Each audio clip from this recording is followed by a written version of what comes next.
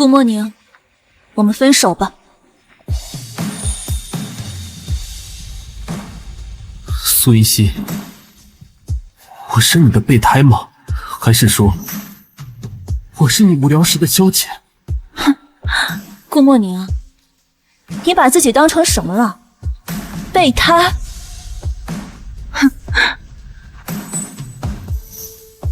你配吗？看清楚了，我是苏氏集团的大小姐，你是什么东西？一个穷学生，凭什么以为我能看得上你啊？小溪，你再给我点时间，我一定会努力的。顾莫宁，你太天真了，你努力一辈子的终点都到不了我的起点，我们根本就不是一个世界的人，请你以后不要再纠缠我。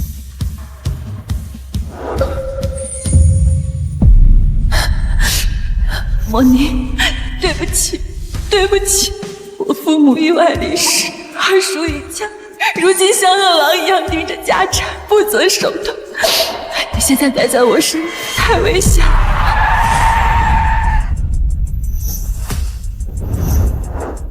莫兰先生来了！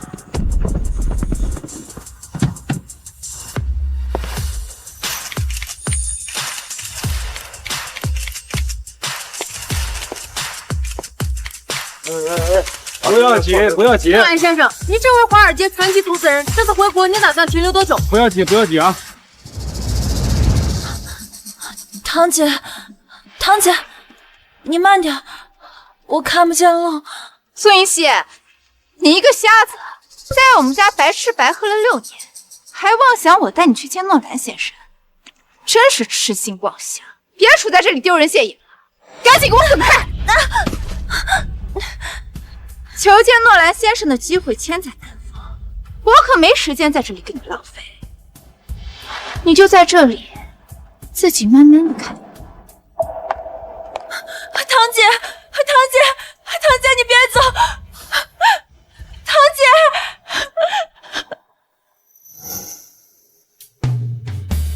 雪溪，诺兰先生，请问你是靠着什么样的信念，在这6年内实现价值100亿的目标的？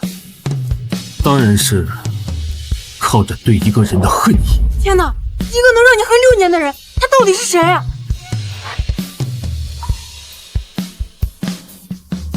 这是苏云溪，他怎么在这？老顾，你应该不会是旧情复燃还惦记着人家吧？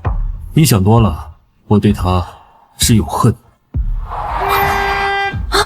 小溪，如果爱暂停些温度，这场梦会自动退出。醒来后挽留你脚步，别走了，命运。다시 시작된 사랑 이제 멈출 수 없어 난 내게로 谢谢，谢谢你。眼睛不好还出来乱闯，知不知道这样会妨碍交通，给人添乱？对不起，对不起，我不是故意的。苏云溪，6年不见，你当年的骄傲哪儿去了？成了这副模样，让我连怨恨都显得多余。洽谈会快开始了，进去吧。刚刚是谁在说苏云溪怎样和羽毛无关的？这么紧张他，还说不是旧情复燃？我做好事，扶残疾人过马路，不行啊？你是嘴硬。放心吧，我就算惦记你家的狗，都不会再惦记他。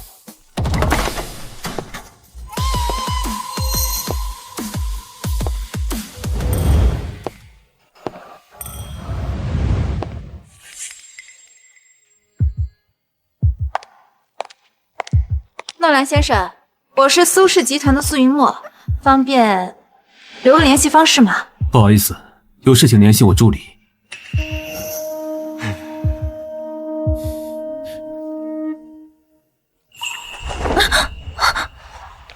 你好，需要帮助吗？你好，请问洗手间在哪边啊？请跟我走。谢谢。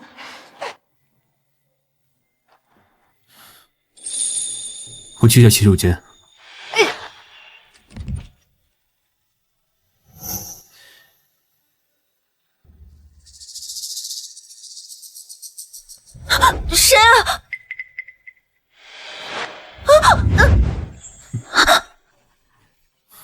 谁？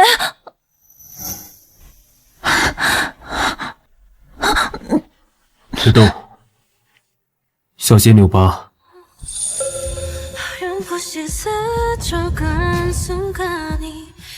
好痛！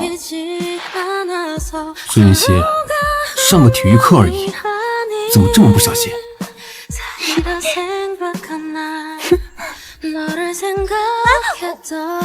别动，小心扭疤。疼！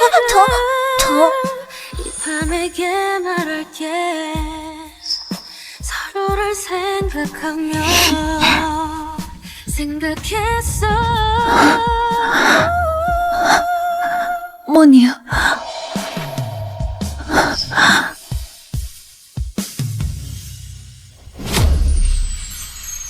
莫宁，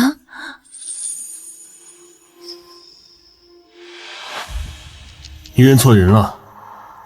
是，他怎么可能是莫宁呢？莫宁那么骄傲的人，6年前被我那样践踏自尊，就算是我们再相遇，他也只会头也不回的离开吧。对不起，还有，谢谢您。我应该怎么称呼您啊？这不重要。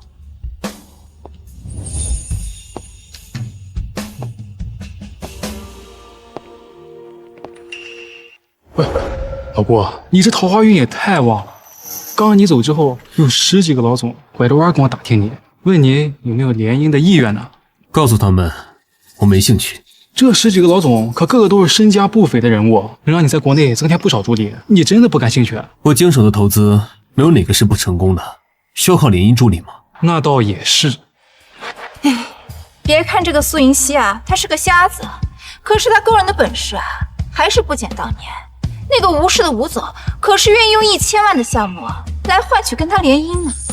吴氏的吴总，我听说他都60多岁了吧？反正他又看不见，是老是少，有什么区别？是啊，苏云溪都瞎了，有人要就不错了。苏一墨，可否引荐下令尊？诺兰先生，你找我爸是有什么事儿吗？我既然有联姻的打算，现在觉得苏氏挺合适的。身价100亿的天才投资人诺兰，竟然想和我联姻？老郭，是谁说在1分钟之前对联姻不感兴趣的？闭嘴！你才第一次见这个苏云墨，就当众对人家求婚，你这辈子是认准了苏家的女儿吧？苏云墨，这可是诺兰先生啊！你要是不答应，我可就上了啊！我愿意，诺兰先生，我这就带你去找我爸。请。诺兰先生，幸会啊！来，坐。苏总，我有意跟苏家联姻，这份5000万的合约是我的诚意。诺兰先生年少有为，我把女儿托付给你啊，我还放心。这种婚事，我同意了。小莫，你可是出息了，这出去一趟就带着金龟婿回来。哎，诺兰先生，那咱们商量一下，你和苏云墨什么时候结婚呢？哎，小莫，你想什么时候结婚啊？我觉得秋天就很合适啊，不冷不热的，正好适合办草坪婚。我想你们是不是搞错了些什么？我什么时候说过要跟苏云墨结婚？你刚刚不是亲口说要和苏家联姻吗？我是要跟苏家联姻没错，但联姻的对象是苏云溪。什么？苏云溪？你怎么可能看上他呀？就是啊，乱兰先生，那个苏银溪是我那个早死的大哥的女儿，她就是个瞎子，什么也做不了。你要联姻，还是我们家云墨更合适啊？既然你们不同意，那我就取消合约。哎，等，同意呀？怎么能不同意呢？苏云溪啊，是我侄女，她有这么好的归宿，我高兴还来不及呢。爸，闭嘴！这可是5000万的合约，你们谁都不许破坏。既然已经达成共识，那就让苏云溪准备一下，明天我来接她。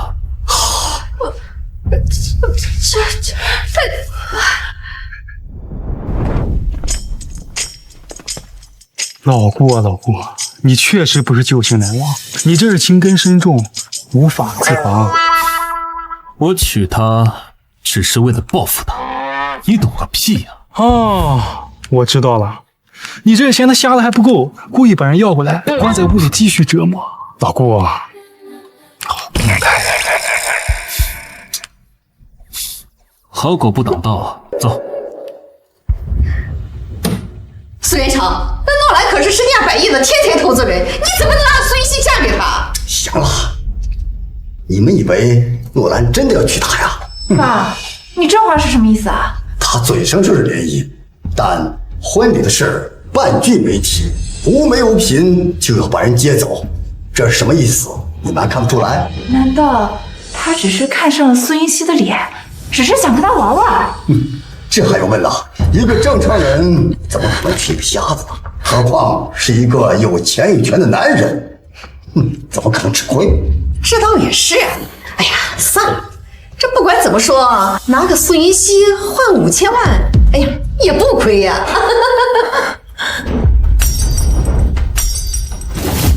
苏云溪，小溪，既然你都听到了，那我就直说了。我们苏氏因经营不善，需要联姻自救。今晚呢，你就收拾一下，明天有人来接你。不，我不同意。苏云溪，你爸妈死后，我们收留你在家白吃白喝6年，你也是时候该回报苏家了。没错，苏云溪，自从你瞎后，那公司都是我们在操心，所有的花销也是我们在供应。难道你想赖在家里吃一辈子白饭啊？你们养我，这栋别墅还有整个苏氏集团都是我父母留给我的。你们要是看不起我，为什么不从这里搬出去？苏云溪，我是你二叔，这就是你对长辈说话态度？你都要把我卖了，还要我把你当成长辈吗？苏云溪，你当真不嫁？我哪儿都不去。苏云溪，你别忘了，你亲弟弟还在国外上学呢。你说国外这么乱，他一个未成年，孤零零的一个人，如果我断了他的生活费，万一他遇到点什么危险，那可怎么办呢？你们威胁我？好侄女，我们是在劝你啊，作为晚辈，你呀，还是识相点好。我已经瞎了，我不能再让弟弟出什么意外了。好，我嫁。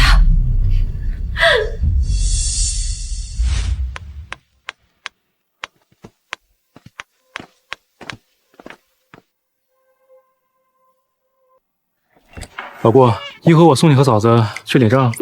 不用了，先去医院。哟，这么上心呢？刚接到人就带去医院做检查。你想多了，他一个盲人就寄人篱下，谁知道这些年有没有什么乱七八糟的经历？我带他去体检，是防止有什么病。这个人，他是谁啊？既然这样看我，既然这么看不起我，你为什么要娶我呢？这种屈辱，早在当初答应联姻的时候就应该想到了，不是吗？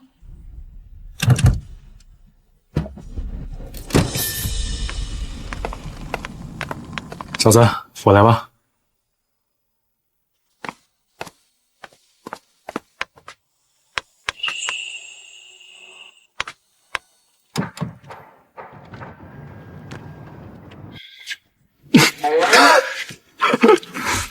笑什么？我像某些人，明明很在意，偏偏要嘴硬。随你怎么说。苏云溪，如果你知道你嫁给了自己当初最看不起的人，你会是什么表情？不过我不会这么早让你知道真相的。这场游戏才刚刚开始。能感受到光吗？不能。先生，请跟我来。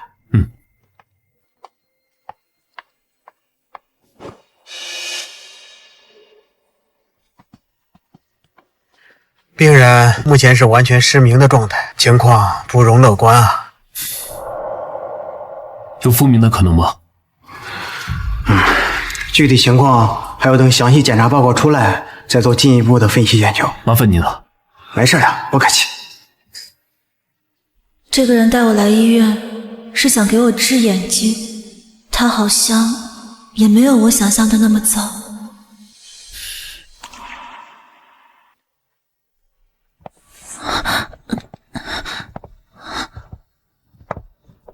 检查没什么问题，走吧。我怎么称呼你啊？诺兰。诺兰，你是那个华尔街回来的著名投资人？是我。可是，你这么著名一个人，为什么会想着娶我呀？诺兰，你的中文名字叫什么呀？你不需要知道。为什么他给我的感觉那么像莫宁？我最近真是疯了，怎么总是把别人当成莫宁呢？我明明知道莫宁他不会出现的。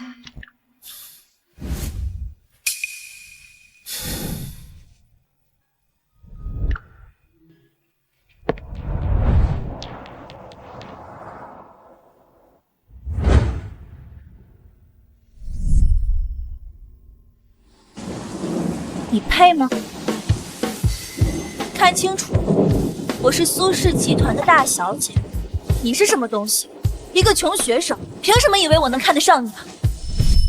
苏云溪，我终究还是等到你了，是这种不堪的方式。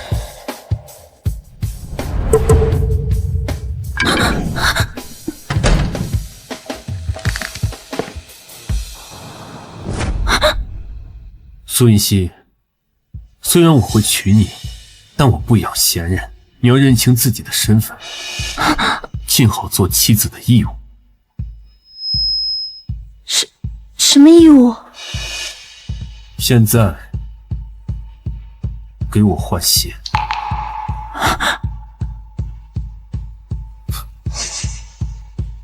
好。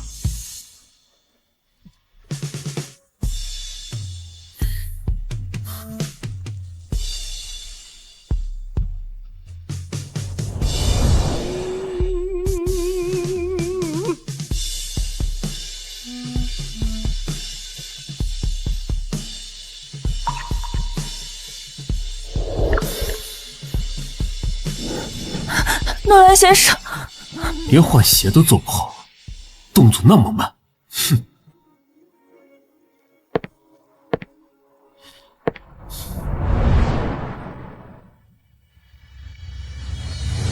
愣着干什么？好。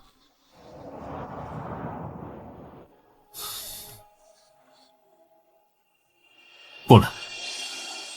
好，我现在就过来。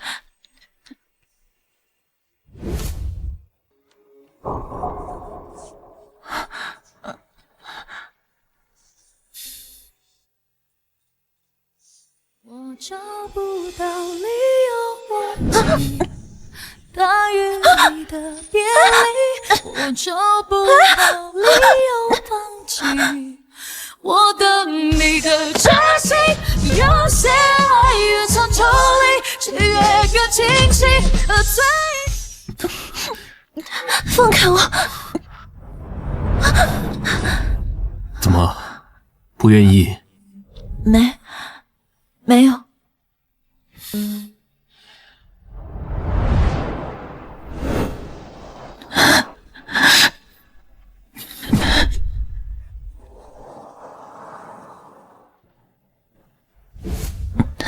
听说6年前你在高中谈了个男朋友，你现在这么抗拒我，是还惦记他吗？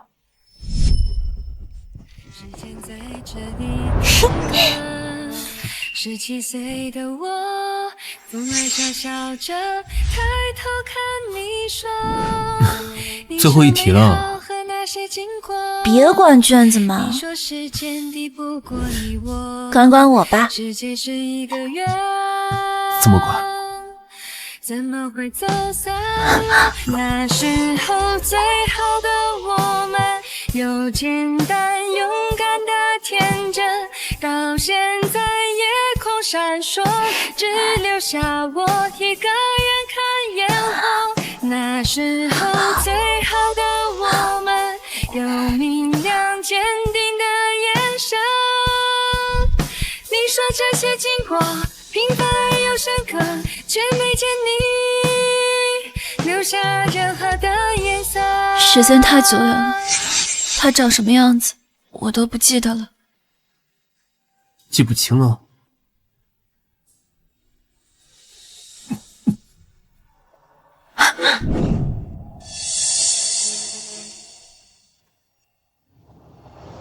顾莫宁，你可真是自取其辱。6年前他已经告诉过你，又何必多此一举呢？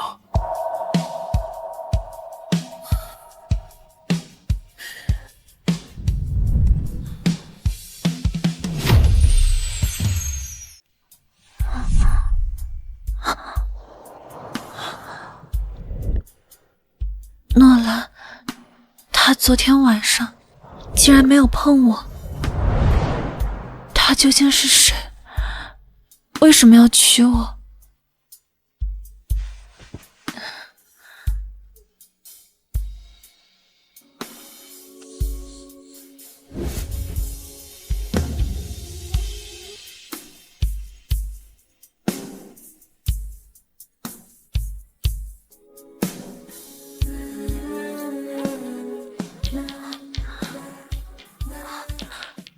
有人吗？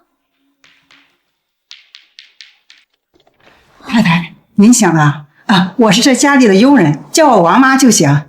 来，先坐。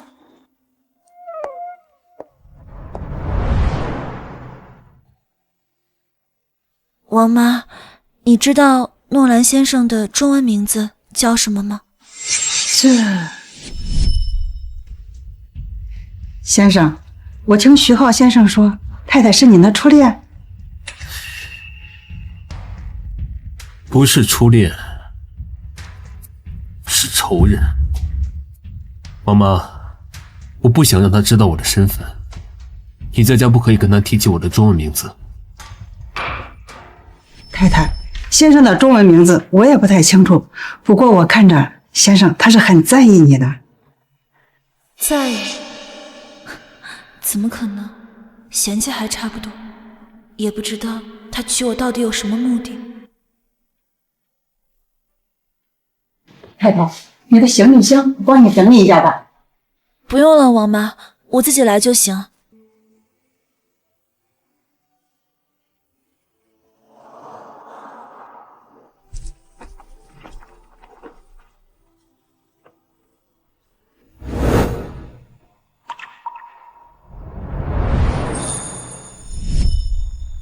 又是卷子，卷子，你满眼都是卷子，你眼睛里都没有我啦。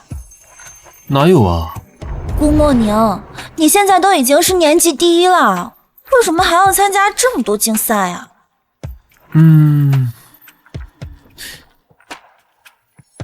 那，送你的。什么呀？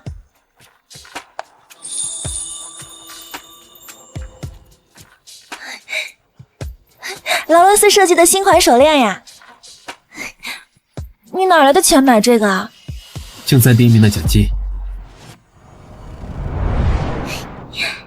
你参加竞赛就为了给我买这个？不然呢？顾莫宁，你怎么对我这么好呀？这辈子感觉没有人能再像你这样惯着我了。莫宁，你那么优秀，现在一定过得很好吧？而我只能依靠这些回忆穿过往后无尽的黑暗。你在干什么？你在干什么？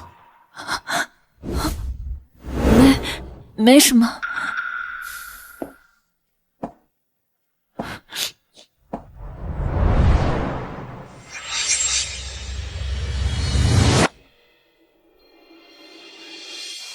哭了？你一个瞎子，跟着我有什么好委屈的？如果诺兰先生愿意放我自由，我感激不尽。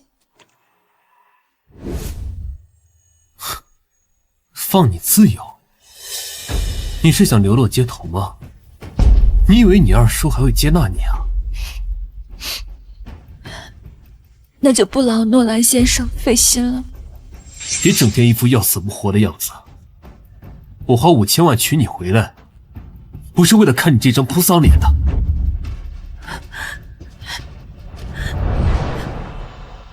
既然这么看不起我，那为什么要跟我联姻呢？堂堂诺兰先生有那么多富家千金可以选择，为什么偏偏要选我这么一个废人？你到底是谁？有什么目的？你没有发问的权利。如果连最基本的信息你都不愿意坦诚，那请你现在就退婚。退婚？你做梦！如果说以前你还有选择的余地，但现在是我说了算。诺兰，我跟你无冤无仇，你为什么要这样羞辱我？姑娘，您在家吗？姑娘，顾默宁，姑娘，怎么不回我消息啊？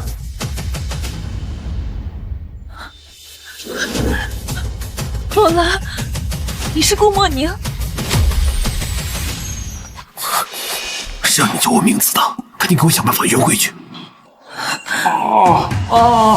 我刚刚想说的是 Good morning， 早上好，嫂子，谁是 Good morning 啊？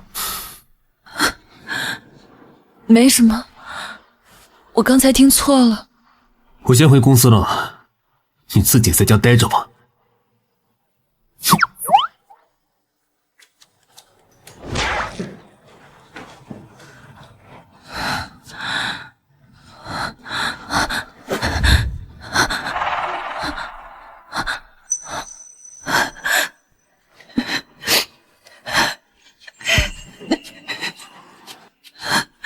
苏云熙，别再发神经了！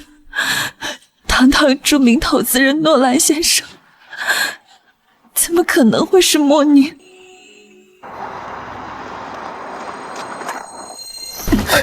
对不起，对不起。没关系，你先去忙吧。是。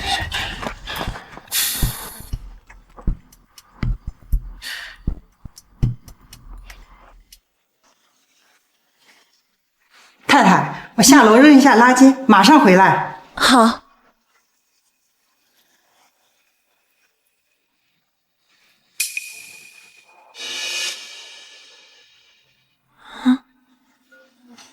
谁的手机啊？喂，我妈，送到西庄的别墅去大门，尽快。我妈不在啊。诺兰看起来好像很着急。你要认清自己的身份，尽好做妻子的义务。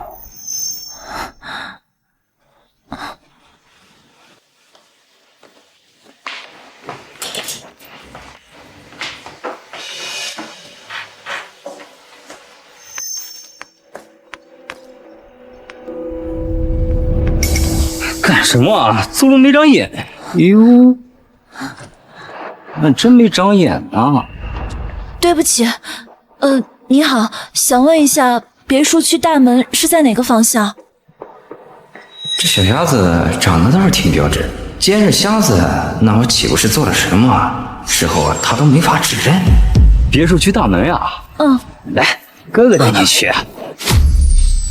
不用了，我自己去找。不用了，不用了。你说不用就不用，晚了。刚才可是你先招惹我的。我没有，你放开我，你放开！喂，先生，不好么？救命啊！救命啊！救命啊！放命了，身体很救命了，闭嘴！闭嘴！你谁啊你？我教你别多管闲事啊！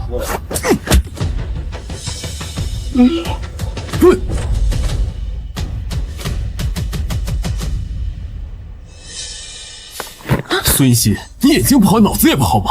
沙里是装不下你吗？为什么非得跑出来添乱？诺兰，对不起，我没有想到自己现在连送衣服这种小事都做不好。你是来帮我送衣服的？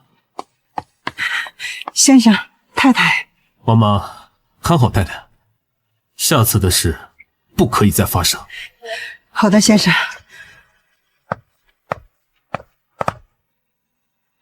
太太，操牌。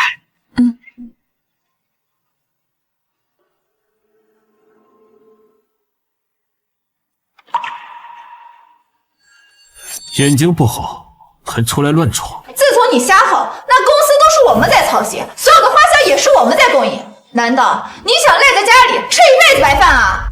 孙熙，你眼睛不好，脑子也不好吗？沙里是装不下你吗？为什么非得跑出来添乱？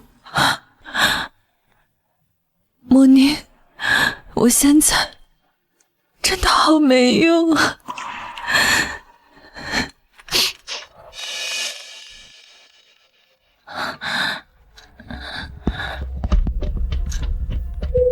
谁啊？姐，是我。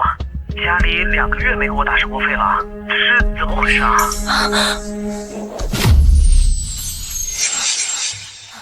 云舟，你先别急，可能是家里忘了，我去问一下二叔。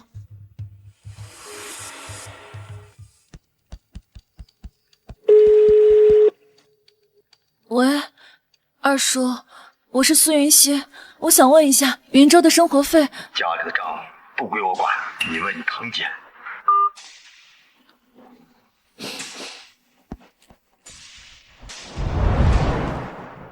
堂姐，我是苏云熙，我想问一下，家里为什么2个月没有给云舟打生活费了？苏云熙，你有没有搞错？你亲弟弟的生活费凭什么要我们出？你都嫁人了，问你男人要去。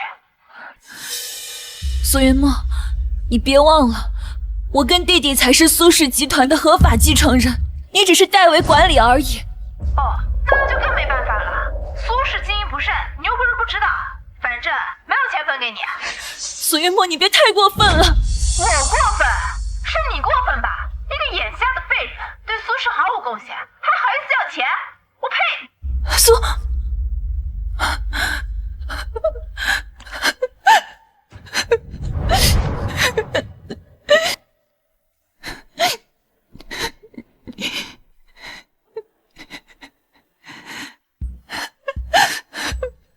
莫妮，我该怎么办？我好像已经没有其他办法了。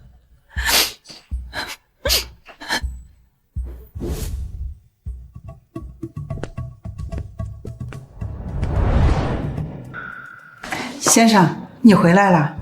妈妈，太太呢？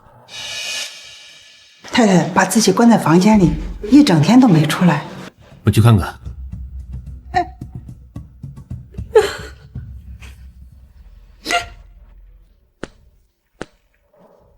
苏云熙，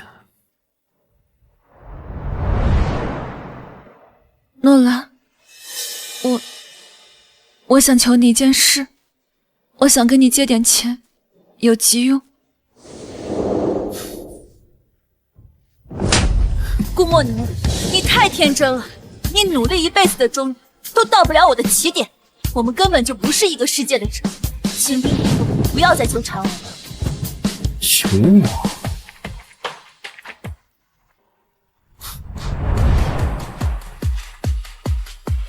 你想怎么求？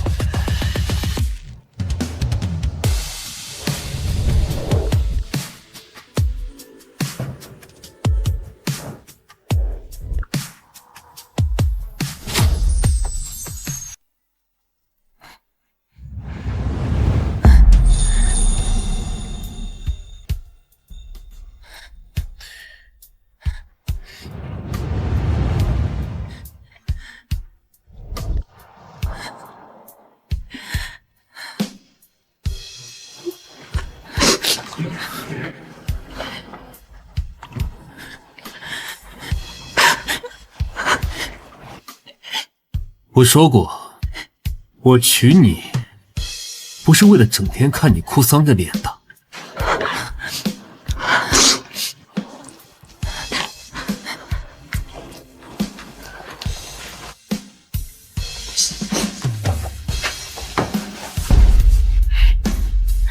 这样可以吗？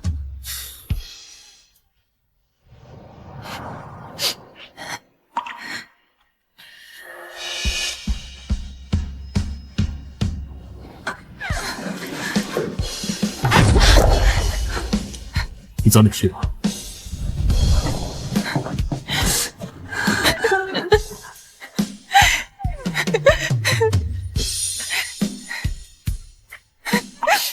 梦妮，我怎么这么没有用？我怎么什么都做不好呢？我不知道自己还能撑多久。王妈，怎么了，先生？今天太太在家，有遇到什么事吗？先生，你刚进门我就想说了，下午我听到太太接电话，好像提到了弟弟的生活费。他弟弟？我知道了。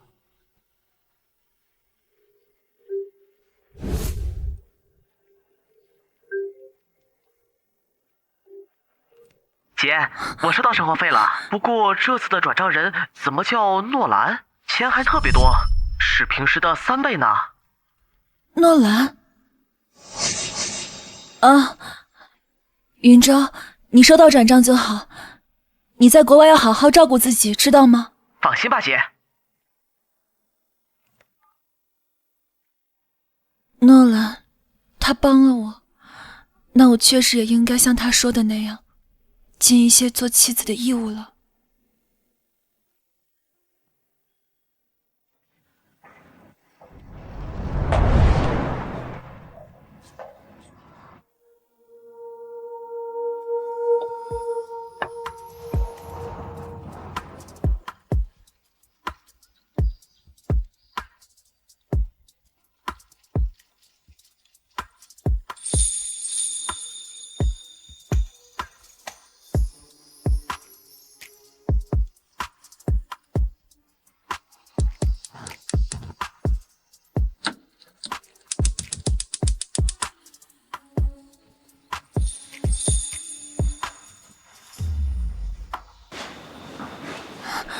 诺兰，怎么了？我给你做了早饭。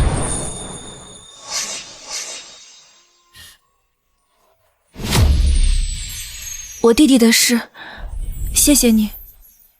不用谢我，我说过了，不养闲人，这忙可不是白帮的。你还有什么需要我做的吗？只要我能做的，我都会尽力去做。先生，太太她本来就看不见，又整天把自己关在房间里，这长时间下去，这人的心里一定会生病的。您要是有空，还是多陪陪她，带她出门转转吧。晚上我要参加一场宴会，你陪我出席。晚宴，我眼盲之后，每次参加晚宴都会弄得很狼狈。不过，既然是诺兰的要求，好，礼服我会让人送过来，晚上我会来接你。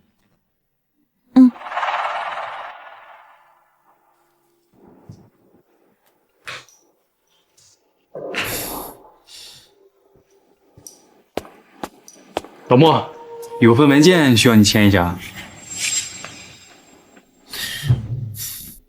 哟，这家里有人就不一样，这还有人给你带爱心早餐呢。我根本就不想带，苏云熙起了个大早，做好硬要塞给我，没办法，只好勉为其难的收下了。哼，跟我还装呢。既然这么勉为其难，那我替你吃。想吃找你老婆去。哦，我忘了，你没有老婆。不，老婆，你这就过分了，杀人诛心啊！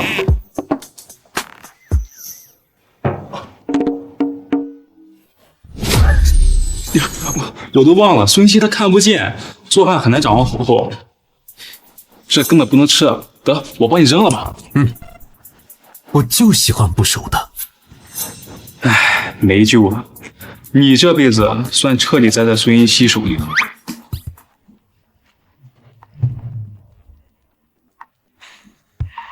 这次参加晚宴，不知道又会遇上什么麻烦。如果给诺兰丢人了怎么办？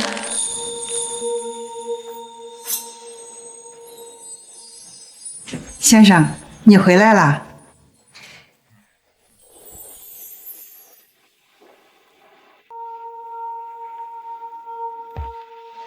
人们开始存在宇宙，黑夜和白昼。呼吸第一口气的咽喉，最怕命运小偷。坏和美好，我有血肉去感受。问宿命是否在多久，在持久，在永远离不了不朽。时间到了。恋人总会收到，牵手到，放手到，挥手就该足够。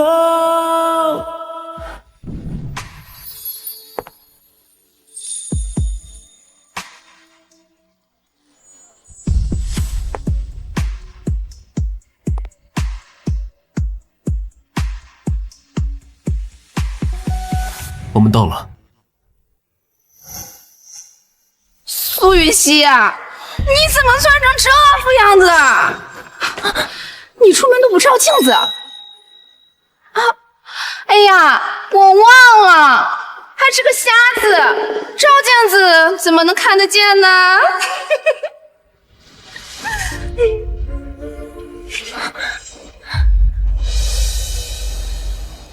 妹妹，我们等到了，快往旁边让一让。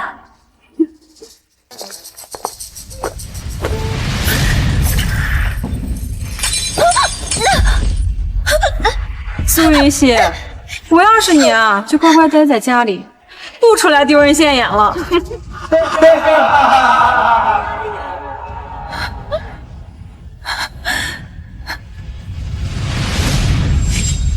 诺兰先生，您来了。我给大家介绍一下，这位是我的太太，苏云熙。您太太真是漂亮又大方呢。没错，你们两个站在一起，看起来简直就是天生一对。诺兰先生好福气啊！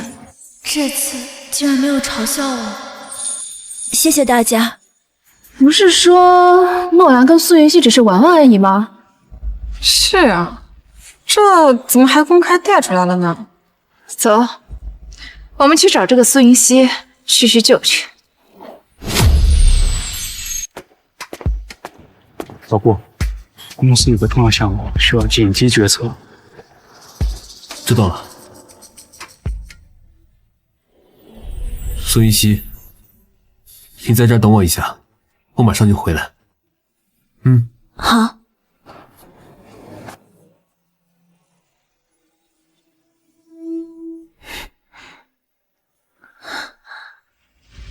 呀，这不是我的表妹苏云熙吗？眼都瞎了，还来参加宴会呢，还穿得这么招摇，是多怕自己的男人被别人抢走了？苏云墨，没错，是我。苏云熙，你之前还装出一副矜持自重的模样，怎么这么快你就原形毕露了？苏云熙这个瞎子，你就只能靠谄媚男人讨生活了。就是不知道他能让诺兰先生新鲜多久。你们，我确实是求了诺兰，才解决了弟弟生活费的问题。他们说的没错，我现在就是一个百无一用废人。我和我太太的关系，什么时候轮到你们评头论足了？诺兰先生，苏云墨小姐，如果你们苏家对我太太不满，我可以撤销双方的项目合作，咱们以后路归路，桥归桥，互不相干。取消合作？那可是5000万的项目，如果因为我而被搞黄，我爸会打死我的。不，我没有不满。诺兰先生，你可千万不要撤销我们的项目啊！你们当众羞辱我的太太，我凭什么跟你继续合作？我只是跟妹妹开个玩笑，如果诺兰先生不喜欢的话，那我以后就不多嘴了。玩笑，那我诺兰说的话可没有半句玩笑。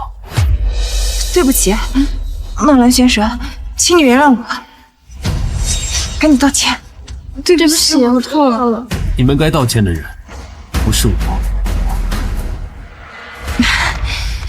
小希啊，那都是堂姐的错，你别跟堂姐计较啊。你离我远一点。好，只要你能原谅堂姐，那堂姐这就滚。还不快滚！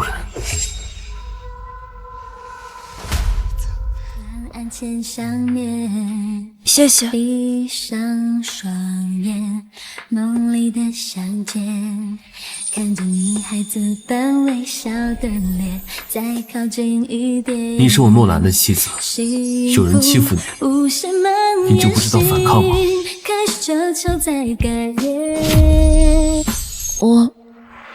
我之前不是没有尝试过反抗，可是一个瞎子的反抗有什么用呢？那你记住，有人欺负你，就是在损我诺兰的脸面，你给我硬气一点，听到了吗？诺兰看似态度恶劣，但从来没有真正的伤害过我，相反，他其实一直在帮我。我记住了。这是苏云溪，云溪，竟然是你！不好意思，请问您是？我是陆钊啊，小时候住你家隔壁，跟你一起长大，直到初中才出国留学。出国前我还答应你，一定会回来找你那个陆钊啊。你该不会不认识我了吧？陆钊，真的是你啊！你回国了？没错，前些年你家里出事儿，我还特意回来找过你。不过你二叔他不让我进门，我就没见到你。苏云溪，不打算正式介绍一下吗？哦，诺兰，这位是陆钊，我父亲世交好友的儿子。你是？我是诺兰，苏云溪的丈夫。云溪，你现在已经嫁人了，还记得小时候我们的父母跟我们开玩笑，给我们订娃娃亲呢。苏云溪是我的太太，请你说话注意分寸。我们走。诺兰，你怎么了？陆钊他只是我小时候的玩伴而已。备胎？你配吗？我是苏氏集团的大小姐，你是什么东西？一个穷学生，凭什么以为我能看得上你？玩伴？哪个正常的玩伴会拿娃娃亲开玩笑？是不是我没有主动提出娶你，你现在还眼巴巴的盼着和他联姻呢？你刚才也听到了，我们已经好多年没有联系了，我不知道你在生什么气。我没有生气。真的吗？那我想去问问他，陆阿姨和顾叔叔的现状，可以吗？随你。好。就能平息了脉搏，却忘了在逃什么。我的爱明明还在，认真了才明白该把心。让你嘴硬，怎么样？现在遭报应了吧？废什么话？喝酒。我会在沿海地带。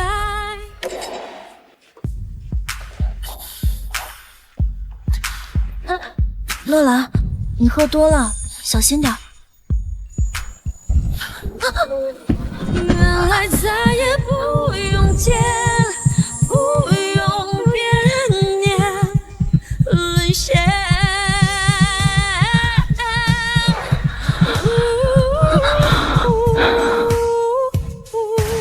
苏云溪，答应我，不要跟别人联姻好吗？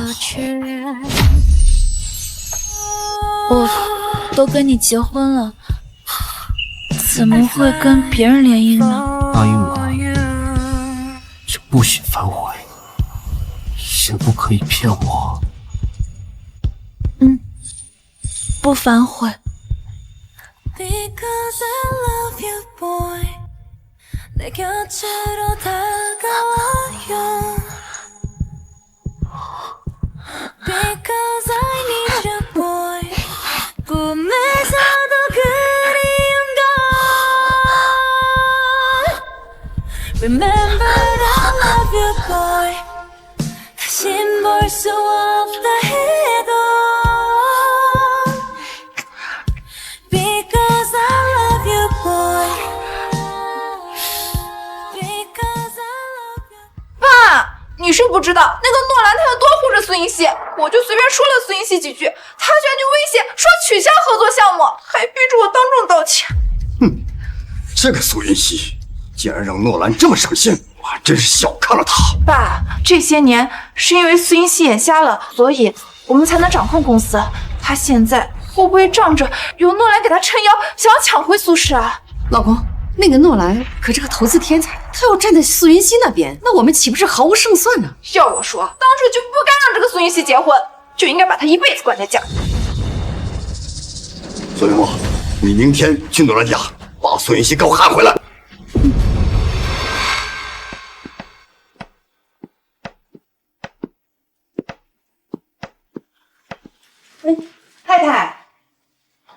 太太，你起床了？来，先坐吧。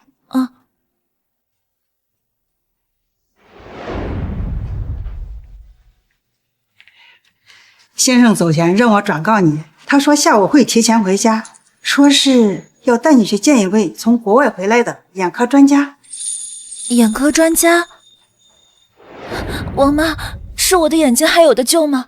太太，你别紧张，下午去见了医生就能知道具体情况了。对了，先生还让我把这张银行卡转交给你，说是太太无聊的时候让我陪着你去逛街。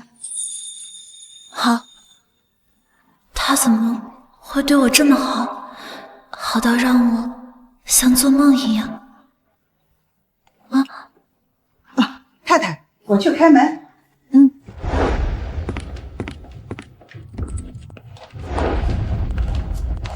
妹妹，我们又见面了。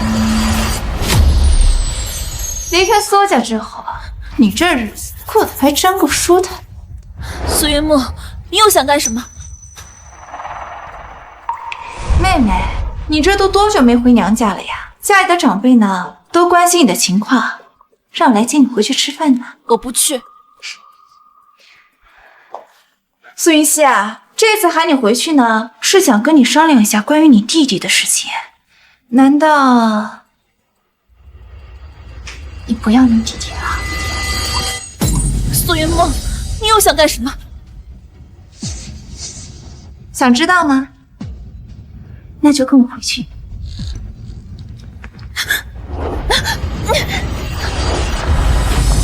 哎呀！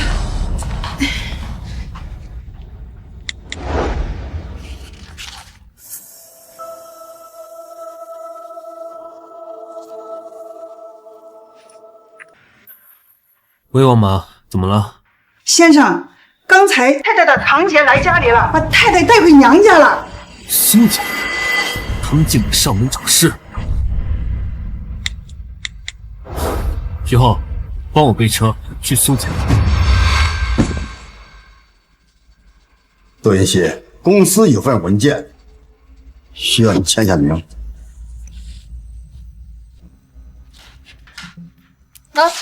快签。文件？那我需要拿回去，找人念过之后才能确定是否签署。别看了，直接告诉你也没关系，这是股权转让协议。股权转让协议？你们想夺走我父母留给我的股权？你们要拿走我的股权，凭什么？凭什么？凭你马上就要嫁给诺兰了，这苏家的资产也该交给你二叔了。我不签，苏氏是我父母留下的产业，就算没有我，也还有我弟弟。你弟弟孙熙，如果你坚持要把苏氏留给你弟弟的话，那就别怪我心狠了。你什么意思啊？绊脚石，只有被清除的命。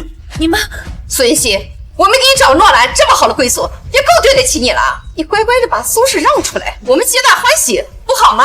小溪啊，二叔答应你，只要你签了字，以后啊，我再也不会为难你和你弟弟了。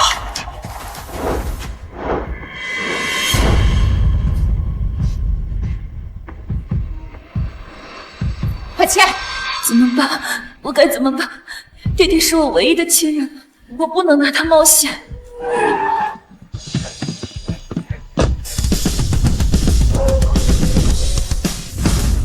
走。给我签！难道你想你弟弟跟你一样变成个废物吗？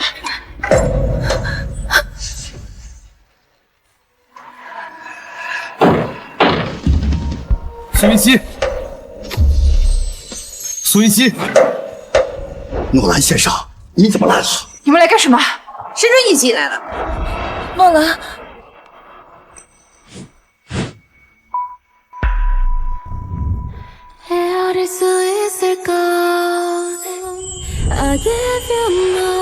别怕，我来了。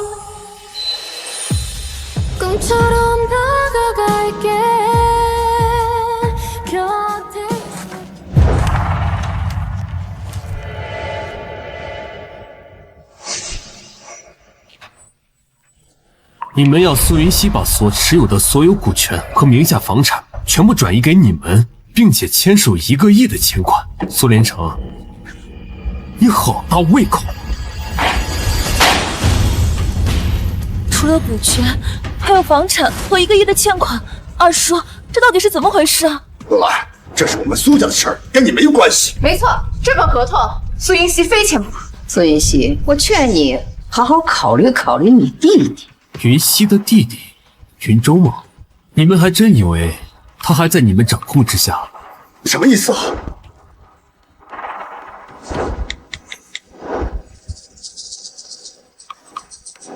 奇怪，云州的电话怎么打不通啊？多亏了你们见利忘义，不愿给云州生活费，这才让我有机会查到他在国外的生活有多么窘迫。我已经协助云州完成转学，云州日后的生活就不必你费心了。怎么会这样？苏云梦，谁让你断了林州的生活费了？我也不知道，怎么会这样？苏云溪，我们走。在爱的回归线，有期待回响。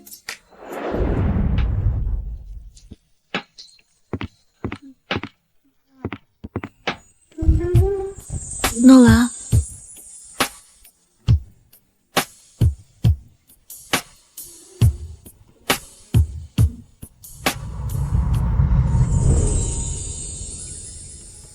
我想我会开始想念你，可是我刚刚才遇见了你。我怀疑这奇遇是个恶作剧后，我想我已慢慢喜欢你，因为我拥有爱情的任性。苏云溪，你放心，他们以后再也没有办法威胁到你了。想感谢我的话，就乖乖去医院配合医生的治疗。好。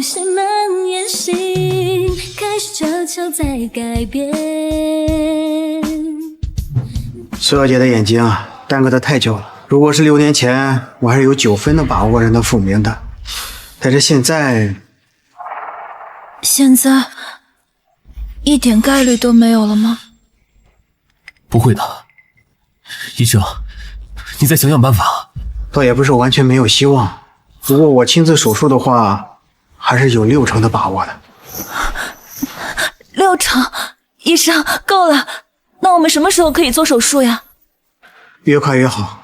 你现在就可以回家收拾东西，随时准备住院。哎，对，另外最近要保持心情愉悦，放松心情，不用紧张。好，谢谢医生。来，我再看一下你的眼睛。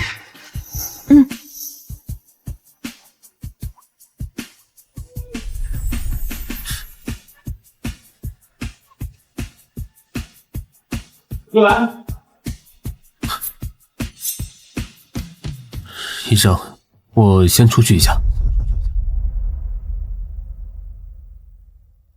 你打算什么时候告诉苏云溪，你就是顾慕宁？顾慕宁，这名字怎么听这么耳熟？我会好好跟他解释。你心里有数就行。你们这件事还是尽早说开比较好。放心，我明白。喂，你知道顾慕宁吗？他跟苏云溪到底什么关系啊？时隔多年又坐在一起，依旧像未曾分离那样亲密。莫念，或许你早就把我忘记了，可我一直被困在6年前那个雨夜，就像毒入骨髓，深入肺腑一样，一直沉浸在无尽的遗憾和痛楚中。莫念，我一直以为我的一生将永远定格在那个夜晚，永远暗无天日。可是我最近遇到一个很好的人，他脾气有点凶，但是却给我带来了无限的转机和希望。或许我也是时候该从过去抽离出来，继续往前走了。需要帮忙吗？已经收拾好了。好，那我们走吧。苏云溪家属啊，请过来一下，有些注意事项啊需要交代。好，你先在这等我，我马上就回来。好。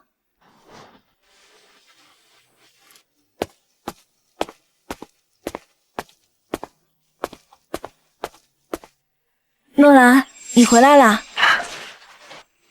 是我陆昭。陆昭，你怎么来了？云溪，我今天来是有特别重要的事情跟你说。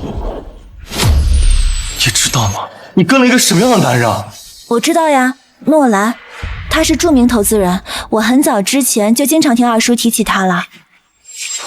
他的身份没有这么简单的。我所讲的所有注意事项都记录在这上面了，你们家属多注意一些，说不定病人会完全痊愈。好，谢谢医生，那我先回去了。好，去吧。诺兰，他还能有什么身份呀？云溪，因为我最近担心你，我特意去查诺兰，结果我发现苏氏集团经营不善，有一大半是他的功劳。这怎么可能？诺兰之前跟苏家没有任何交集的。这是真的。苏氏集团订单不断流失，而抢走苏氏项目的竞品公司背后都有诺兰在持股操控。是你二叔他太蠢，一直没有发现。陆昭，这会不会只是巧合呢？诺兰他要是真的想吞并苏氏，他根本没有必要对我这么好呀。不，他是故意的。云溪，他近期给苏氏的5000万订单合同也很有猫腻啊。不，我不相信。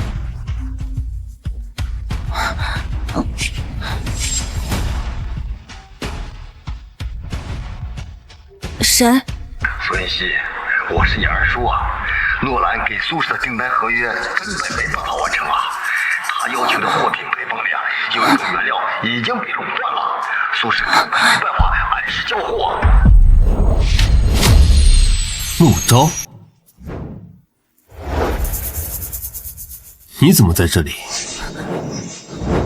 苏云溪，如果不能按时交货，苏氏是要赔偿天价违约金的。你快去跟诺兰协商一下，苏氏可是你爸爸打拼下的公司，你总不会看着他破产吧？诺兰，我二叔他说的是真的吗？苏云溪，你别着急，这件事我可以解释。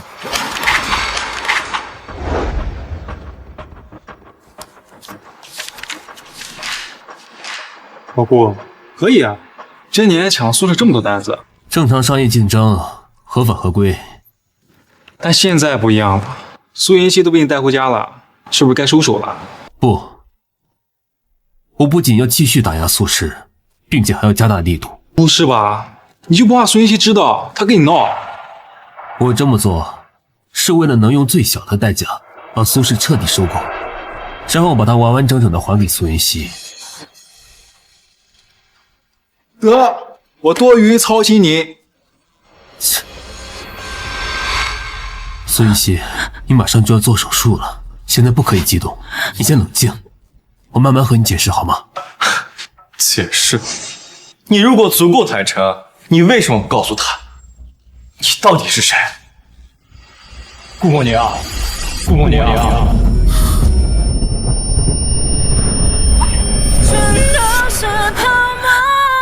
顾默宁，陆昭，你在胡说什么呀？诺兰他怎么可能是顾默宁呢？顾默宁，事到如今了，你还不承认吗？云溪，你别着急，你想知道的一切我都会。我现在只想知道，你是不是顾默宁？是。顾默宁，你是顾默宁，你是顾默宁。如果这是真的，你为什么要骗我？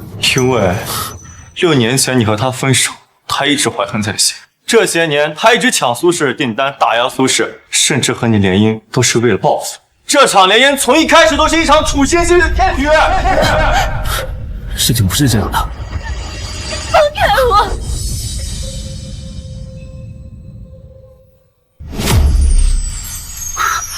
陆昭，你疯了是不是？苏云溪马上就要做手术了，情绪不可以激动。你现在这么刺激他，是想让他一辈子都看不见吗？云溪。默宁，默宁，商业洽谈会那天晚上给我包扎伤口的人，是不是你？是我。原来我没有猜错，真的是你。诺兰，你的中文名字叫什么呀？你不需要这个。诺兰，你是顾默宁。顾默宁，早上好，宝贝儿，顾念是谁？是我太蠢了，我早该想到的。苏云溪，现在当务之急是你的眼睛。那我怎么样相信你啊？关键词。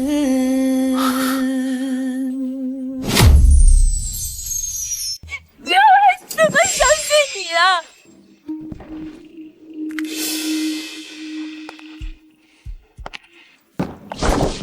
顾默宁，你干什么？云溪，苏云溪，是，我是骗了你。那你当初玩弄我真心的时候，有没有考虑过我的感受？默宁，你那么优秀，现在一定过得很好吧？原来我当了这么久的小丑，陆昭，带我离开这里可以吗？好，好走。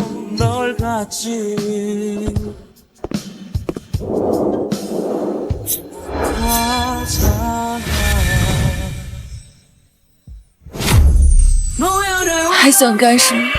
别走！放手！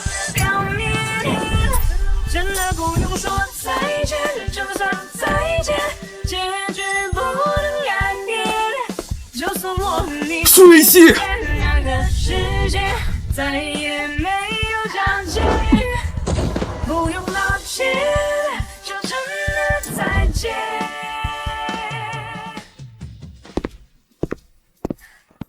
兄弟，听我句劝，别再喜欢苏云溪了。那天底下好女孩这么多，何必在苏云溪这个树上吊死呢？先让我冷静会儿。不是兄弟，我是真看不下去了。你可是顾默宁，短短6年白手起家，从普通学生到商业新贵的诺兰，他苏云溪凭什么这么糟践你？放心吧，教训我已经吸取过了，以后我不会再犯贱了。类似的话我都不知道听了多少次了，这次希望你说到做到吧。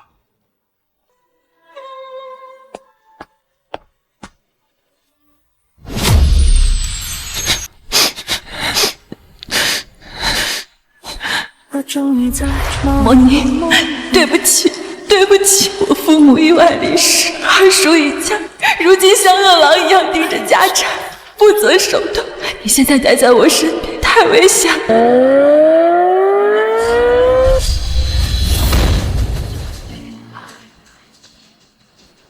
顾莫宁，当初我狠心分手，只是为了保护你，没想到却因此让你记恨了6年，还处心积虑出手报复。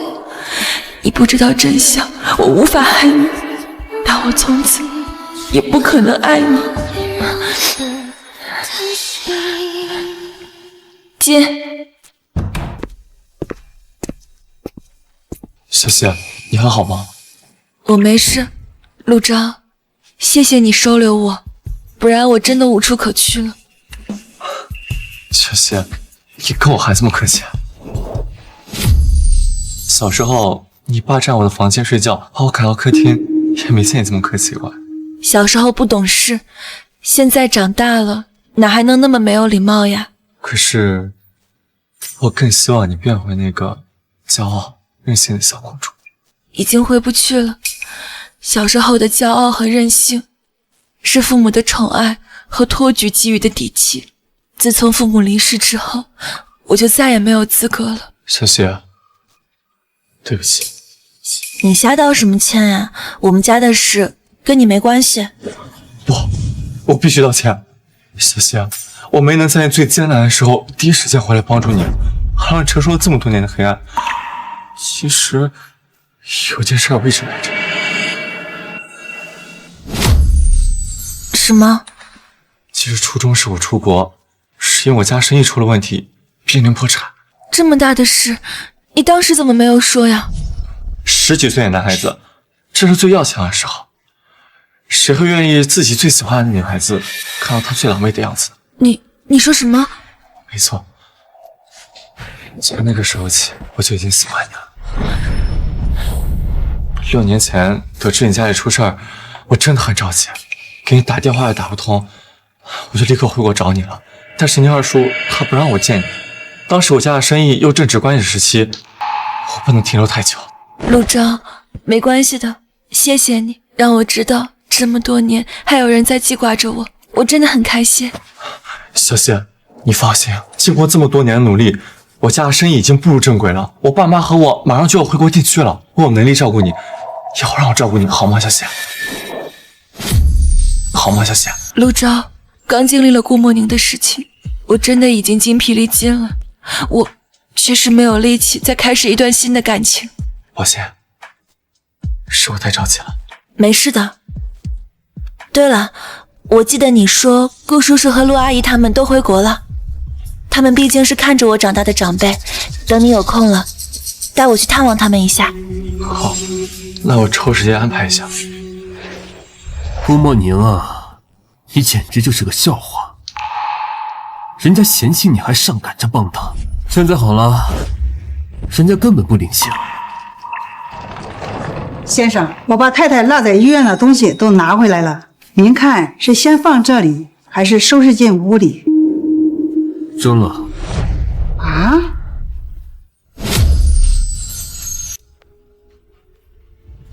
我说全部扔出去。先生，这样会不会不太合适？太太回来要是知道了，那她得多难受啊！我说的话是不管用了吗？对不起，先生，我这就照做。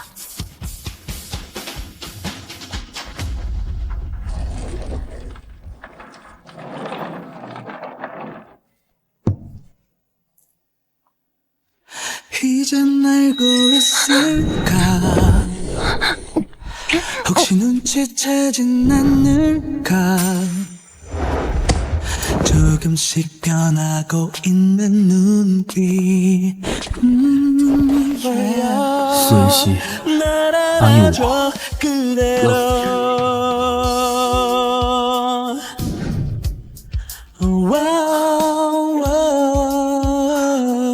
顾莫宁，你能不能出息点，不要再想他了？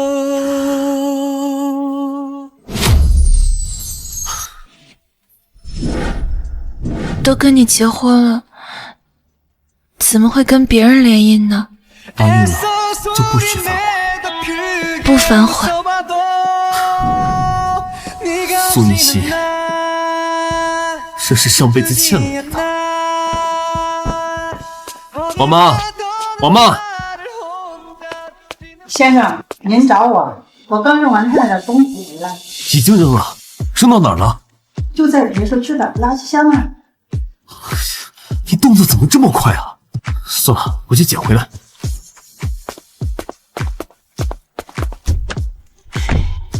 刚劝他不要扔，现在又着急去捡，这何苦呢？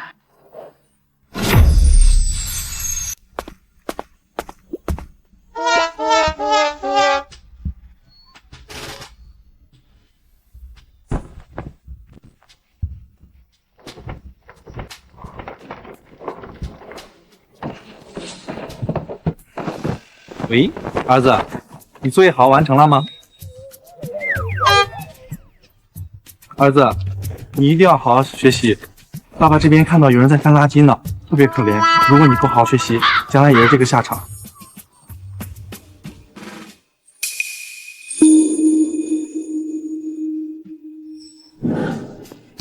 需要帮忙吗？已经收拾好了。好，那我们走吧。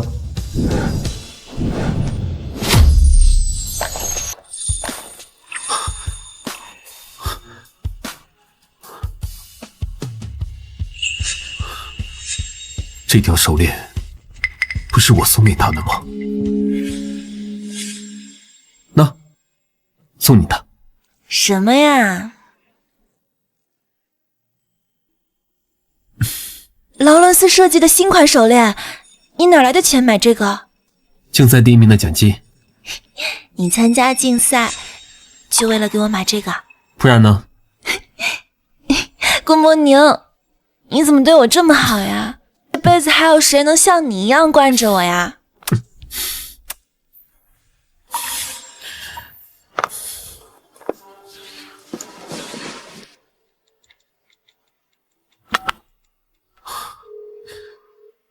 喂，许浩，你在哪儿？我们见个面，我有些事情想跟你打听一下。你别告诉我又是苏云溪的事吧？算了，你在家等着，我马上到。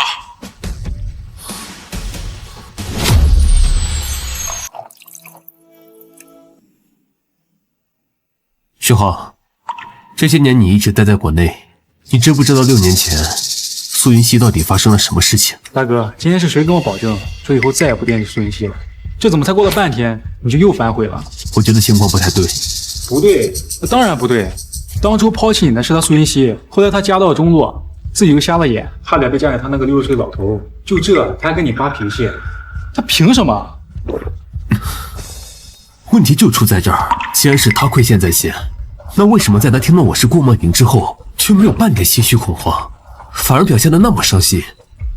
还能因为什么？他早年看不起的人，如今变成了高不可攀的存在。他想着之前对你言听计从的，他那死去多年的自尊心又被唤醒，眼上挂不住了。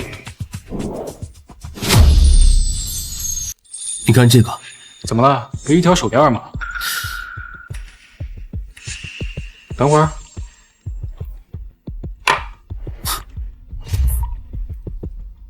这看着怎么这么眼熟啊？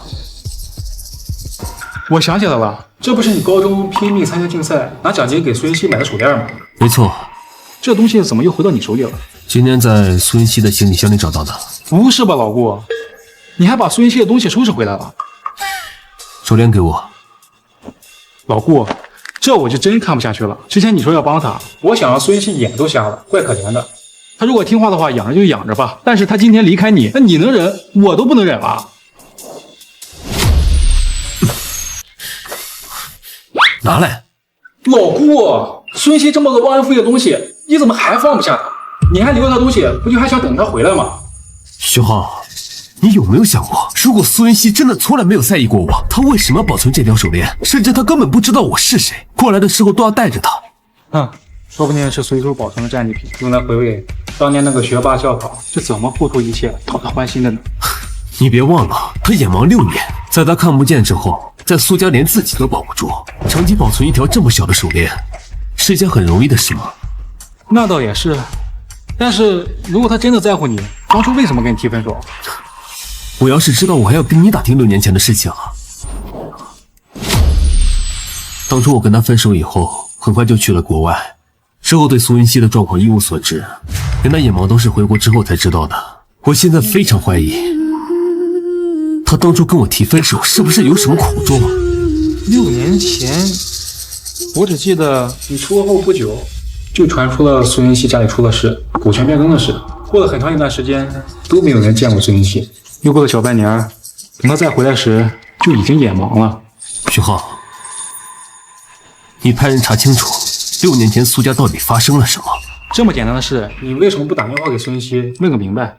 他要是愿意说，还需要隐瞒6年吗？再说了，如果真的有什么隐情，你要去揭他的伤疤吗？行，我这就去查。好了，我已经奔不下去了。不过老顾，作为兄弟，我得提醒你，别抱太大希望。如果查出来你和苏云熙分手的事没有内情，别受太大打击。放心吧，我知道。我走了。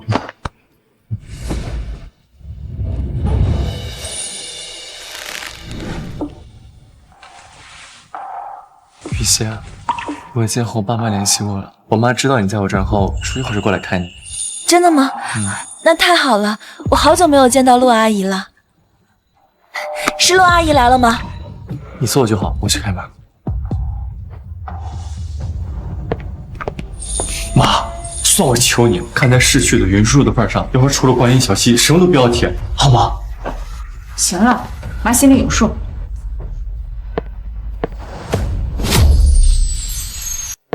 小溪啊，让阿姨看看，几年没见了，真是越来越漂亮了。陆阿姨，您跟顾叔叔这些年还好吗？好，都挺好的。小溪啊，阿姨前段时间好像听说你跟那个很有名的投资人诺兰订婚了。妈，对。不过我后来发现他有些事情瞒着我，就离开了。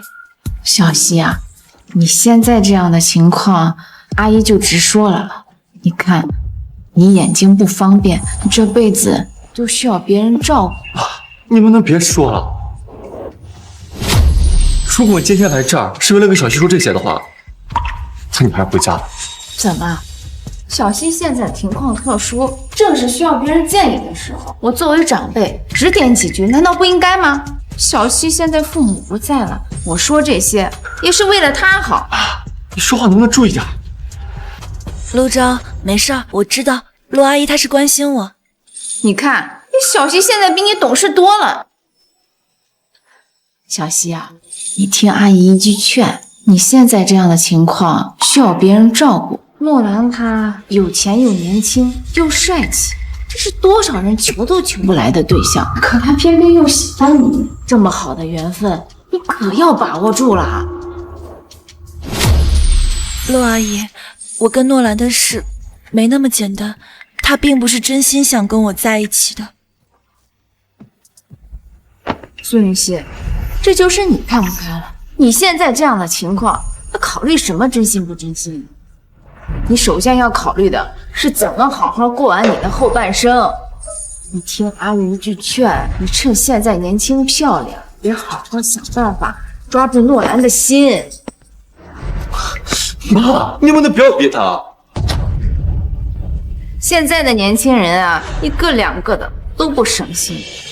陆昭，我前段时间给你介绍的蔡家千金，你们不都见过面了吗？你能不能上点心呀？赶紧把婚事给我定了。妈，我不是和你说了吗？我对蔡小姐没有任何想法，去见她也是完全为了照顾你的面子。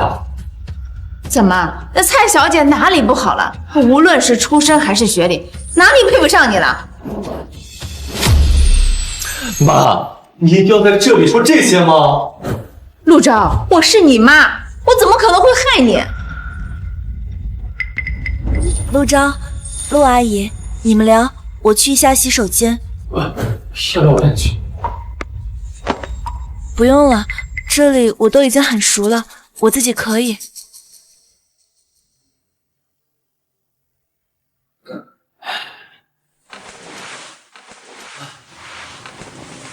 妈，你进门前怎么说的？咱们家濒临破产是云叔叔拉了我们一把，现在云溪有困难了，你不帮他就算了，你还说那么多难听的话。好你个陆昭，你是想说你妈我恩将仇报是不是？难道不是吗？好，你云叔叔当初是对我们不错，但是这不代表着我要为了这点恩情牺牲你一辈子的幸福。妈，你说这话是意思？陆昭，就你那点心思，谁看不出来啊？你不就是想和苏云熙在一起吗？我告诉你，我绝对不同意，我和你爸都不会同意的。妈，我已经长大了，我有能力解决我自己的事情啊。你要是敢跟苏云熙在一起，我和你爸就不认你这个儿子。妈，你怎么这么讨厌苏云熙？明明小时候那么喜欢他，他说要跟我弟娃娃亲呢。小时候能和现在一样吗？那个时候苏云熙他是个正常人，现在呢，他是个瞎子，一辈子都需要人照顾。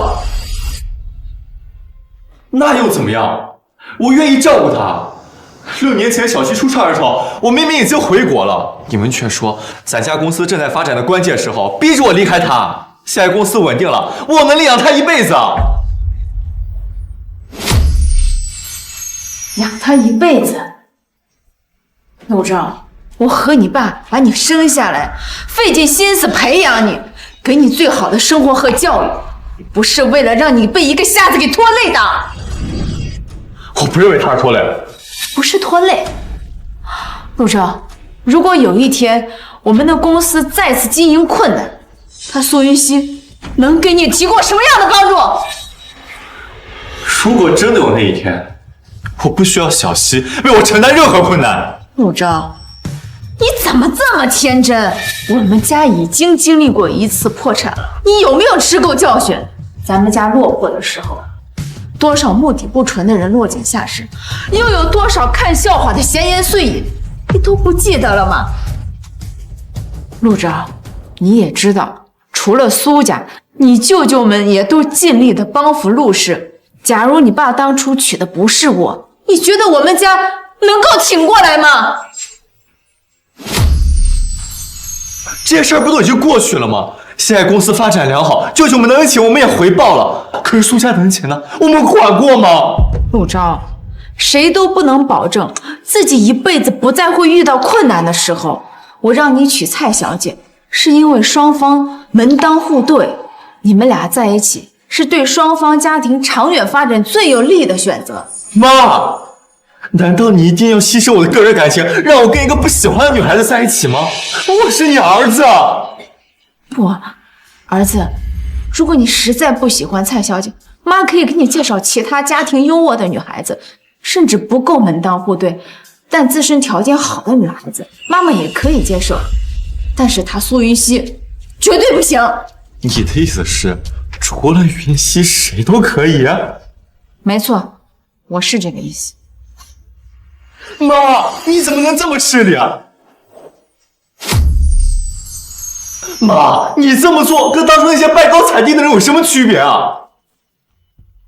陆昭，我为你付出那么多，你为了一个苏云熙，就这么跟妈妈说话吗？我说的有错吗？当初咱们家落难了，除了舅舅，就只有苏家没有落井下石了。现在苏云熙落难了，你就这么对他吗？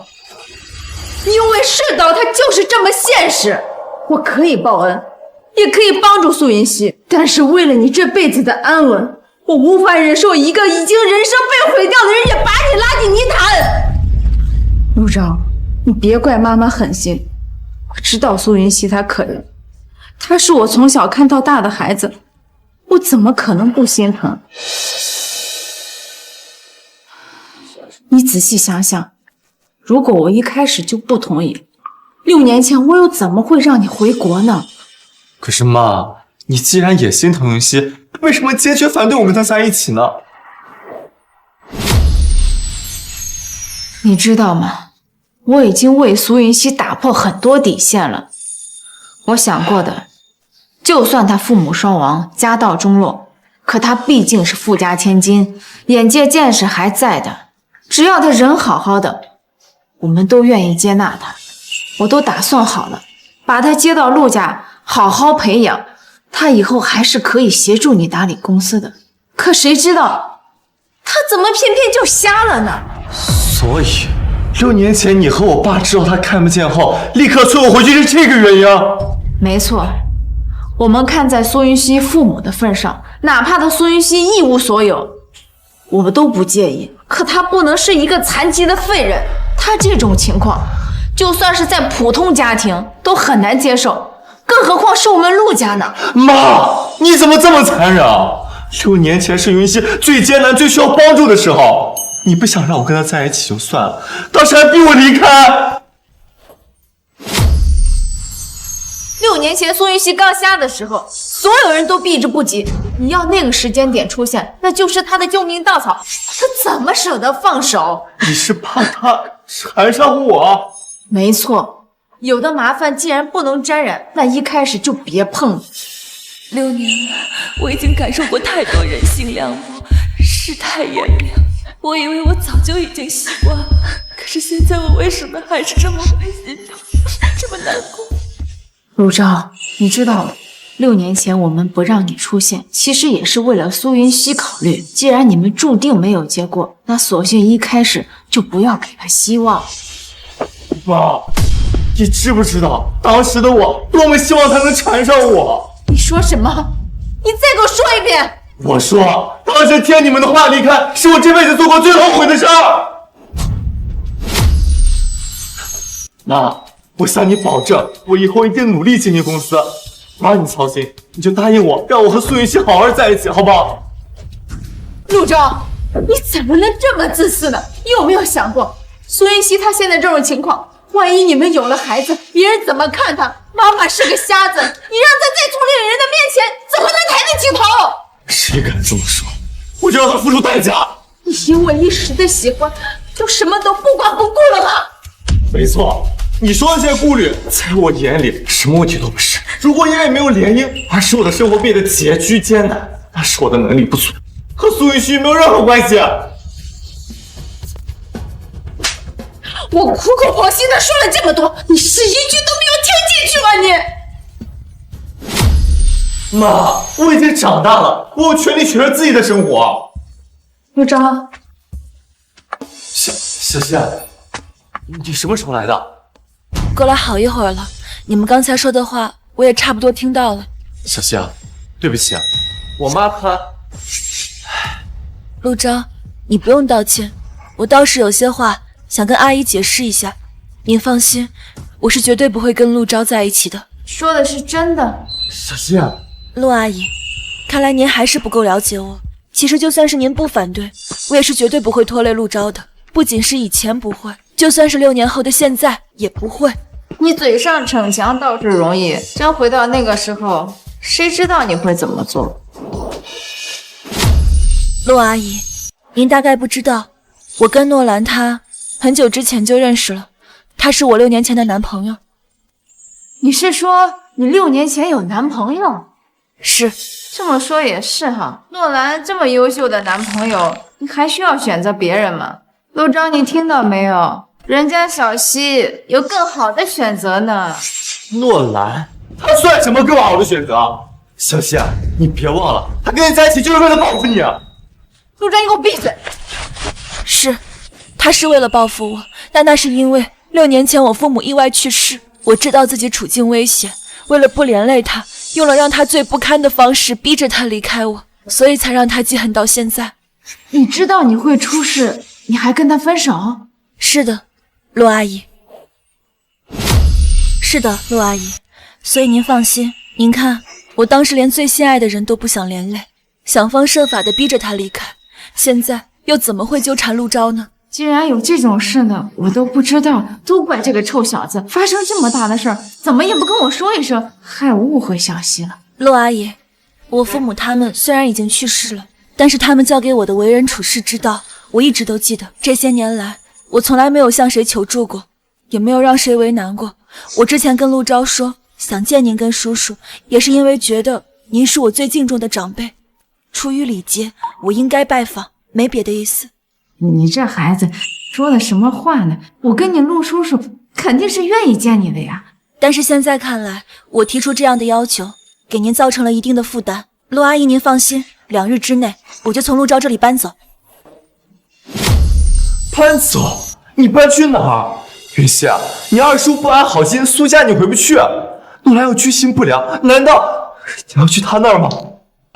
放心吧，这6年的时间我都一个人走过来了，没有什么不能解决的。你这孩子说这话都显得我多刻薄似的。我刚跟陆昭也说了，你父母对我家的恩情我认，只要你不跟陆昭在一起，我是愿意用其他方式报恩的。那这里有500万，是你父母之前借我们的款项，我在来之前就准备好了。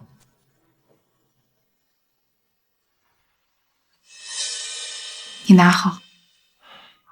既然是欠我父母的款项，那我便收下了。其实你也不用着急搬走，我没那么不近人情。既然我们把话都说清楚了，那我就先走了。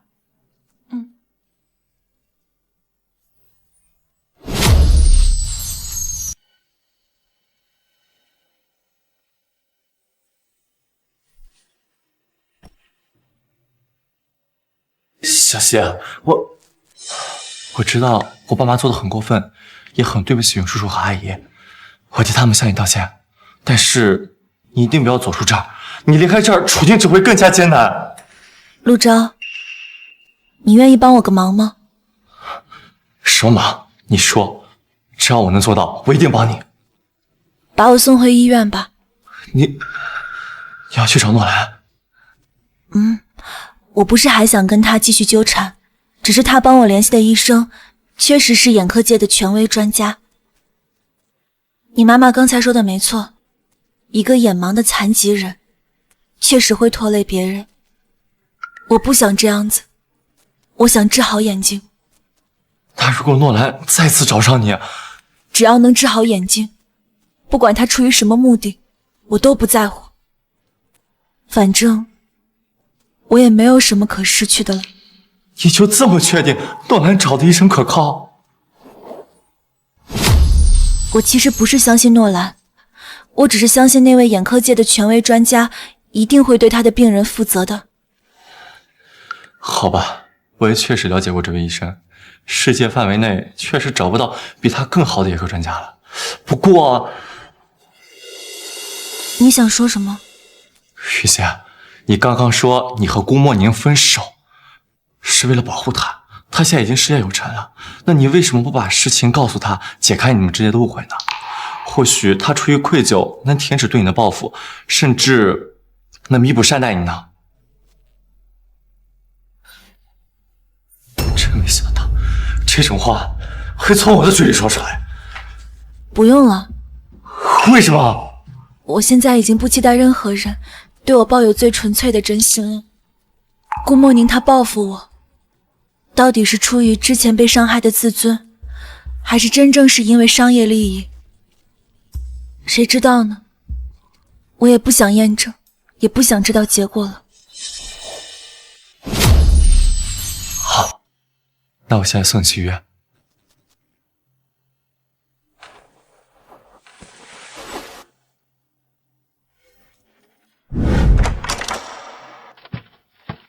老顾，我刚刚收到消息，苏文熙回医院了。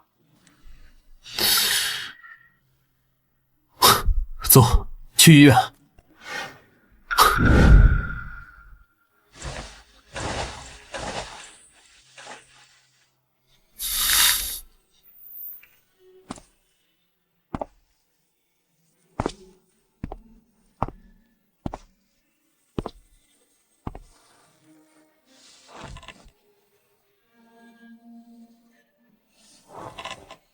刚刚问过医生了，苏云熙明天做手术。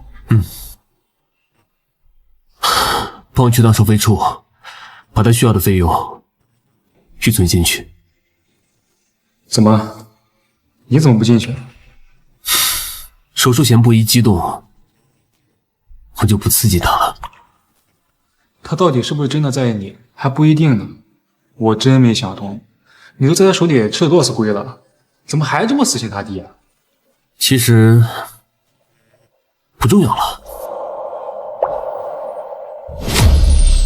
我恨了苏云溪6年，这意味着从始至终我都没有放下过他。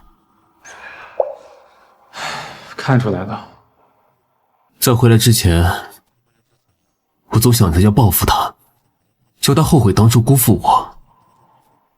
但后来，我发现我根本见不得他受委屈。这个我知道。你说的没错，在苏云溪这里，我已经彻底没救了。尽管他当初对我只是玩而已，我也认了。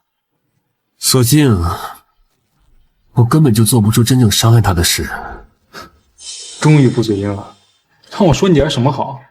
你说你明明那么优秀一个人，怎么就想不开呢？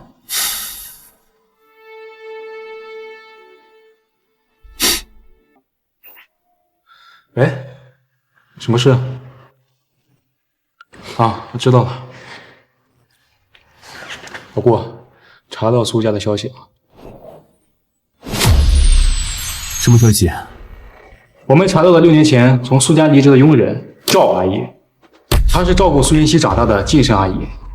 起初我们跟她打听苏家的事，她一句不愿多说，直到我们提到了你的名字。她知道我。赵阿姨说她希望能跟你见一面。好，什么时候？赵阿姨今晚就到，连夜赶过来。有关于苏云溪的事，今晚就能彻底弄清楚了。走，回去。苏云溪，你的手术时间提前了，今晚就进行手术，赶紧准备一下，准备进手术室。好。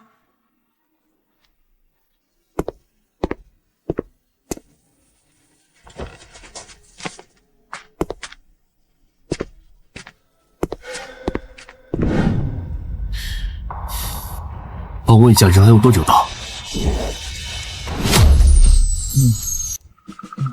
大哥，15分钟之前我已经刚问，2个小时之内你已问我8遍了，吹这么急，C 的油门都快踩到底了。等等，那就先别问了。啊？这种时候安全为重，不能出任何岔子。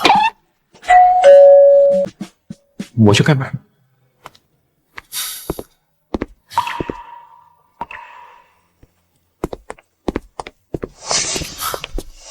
老顾，赵阿姨到了。你好，我是顾莫宁。你就是顾莫宁，好好，长得真是一表人才，难怪我们家小溪那么喜欢你。赵阿姨，您说苏云溪她喜欢我？阿姨，你确定没有弄错吗？云溪如果她喜欢我的话，当时又为什么会跟我分手呢？没错，当年我离开苏家之前，顾莫宁那个名字，小溪日日在我耳边念叨，我怎么可能搞错？孩子，我知道你可能有很多疑惑，这些我都可以慢慢跟你讲。赵阿姨，您坐。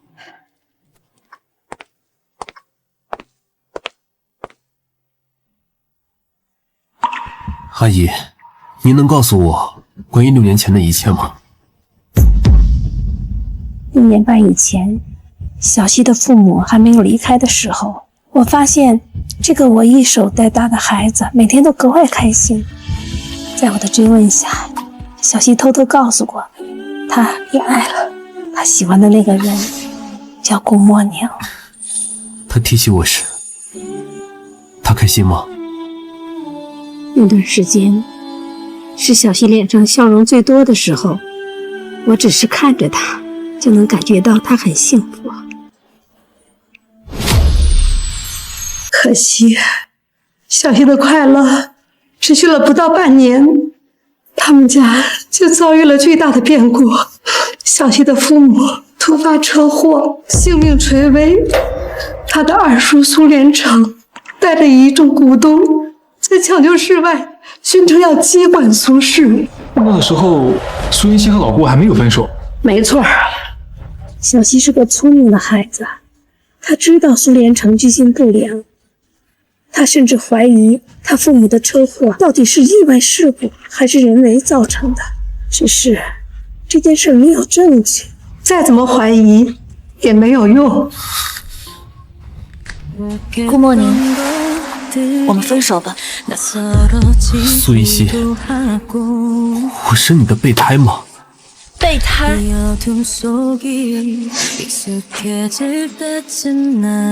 配吗？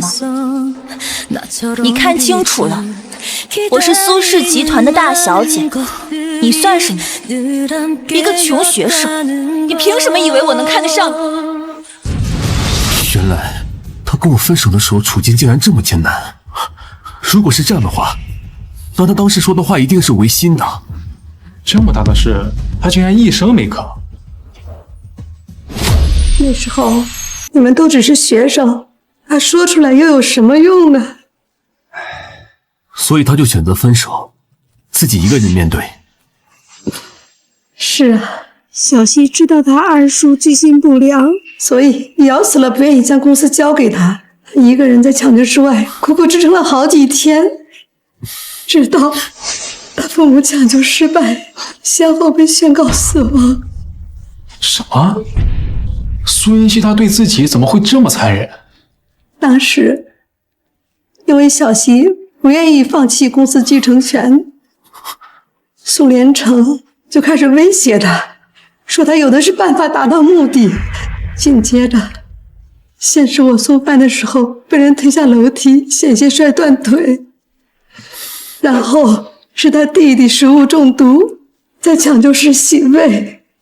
小溪意识到，因为他身边的人都已经处在危险中。那天小溪抱着他年幼的弟弟，哭着跟我说他好害怕，他不能想象他二叔到底能做到什么程度。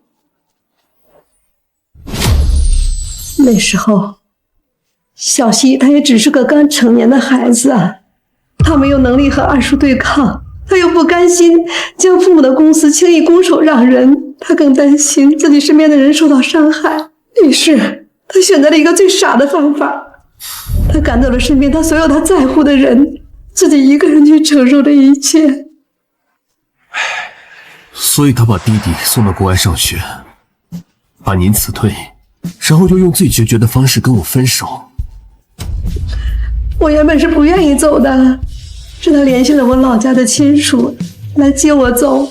我走那天听到他在跟你通话，他约你晚上见面，他声音那么平静。事实上他明明手已经抖得都拿不住手机了。竟然是这样，都怪我那天晚上为什么就一点不对劲都没有察觉到呢？没错，不怪你。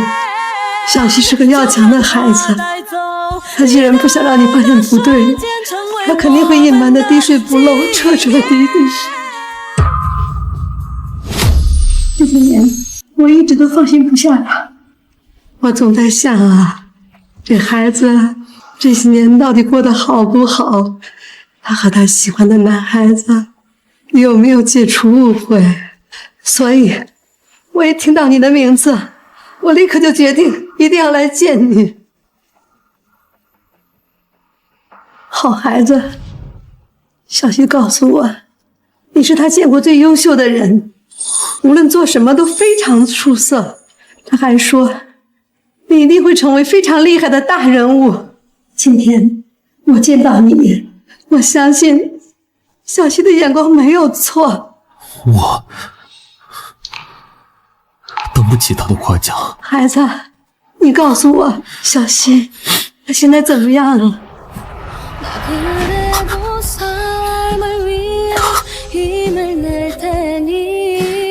我对不起他。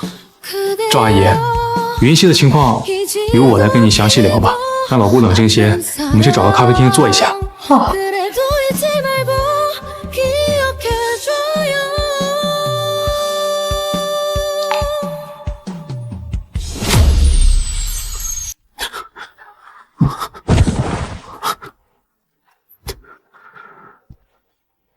小溪，这些年你在我不知道的地方，心里该有多痛啊！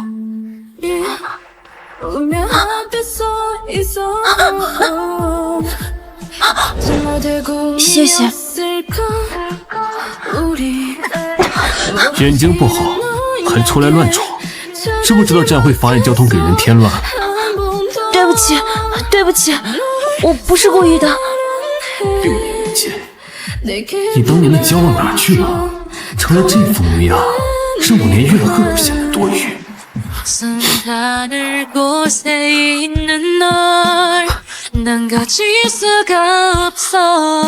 顾莫宁，你就是个蠢货。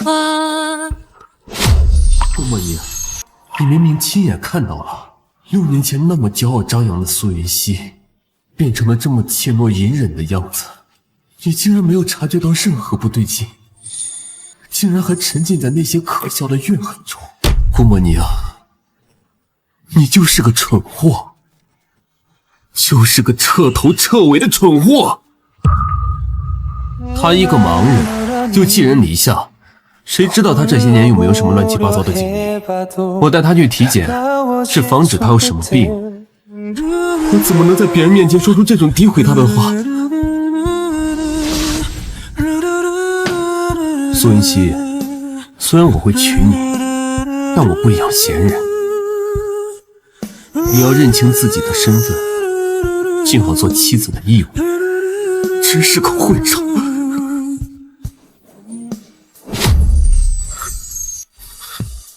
现在给我换鞋。好。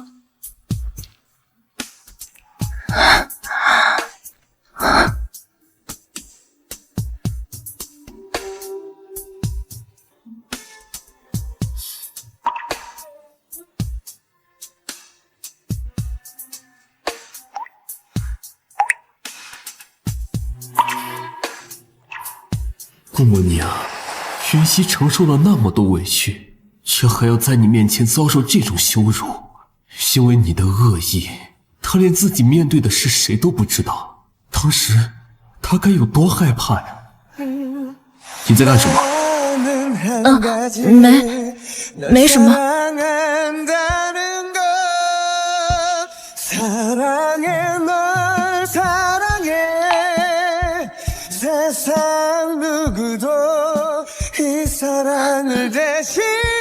了？你一个瞎子，跟着我有什么好委屈的？小溪在这个家，连一句善意的话都没听到，也难怪他会失望离开。难怪他会失望离开。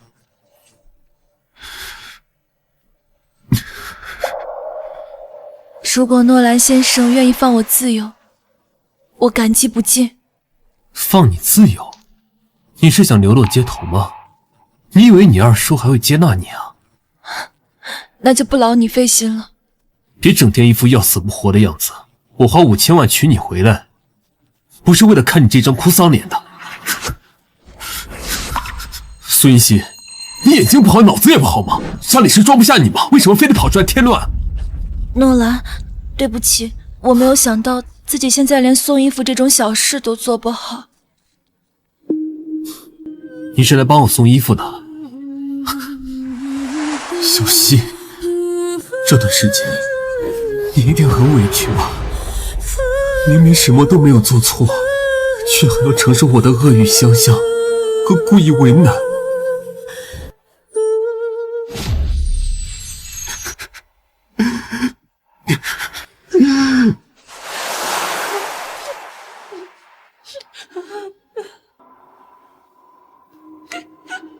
诺兰，我可以求你一件事吗？我想跟你借点钱，有急用。求我？你想怎么求？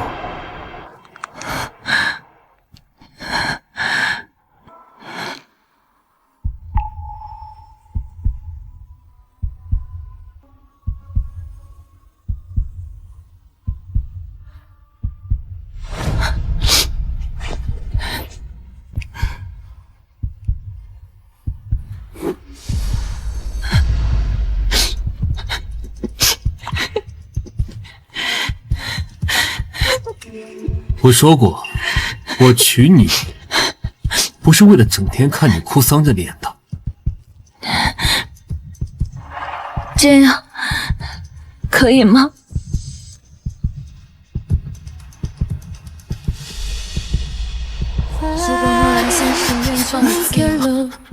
我根记不见。孙一熙，你眼睛不好脑子也不好。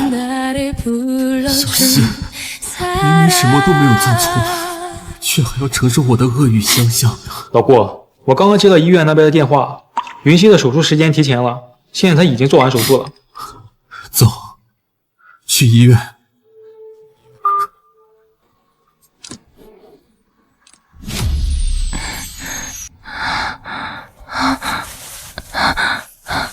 有人吗？我在这里。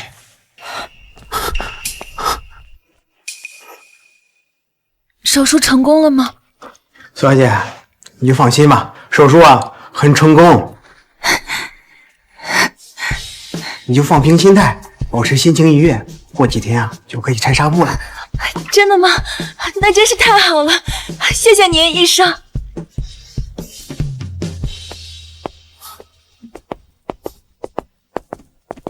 老顾，你不赶紧进去，站在这干什么？我就先不进去了。为什么？你去跟苏云溪解释啊！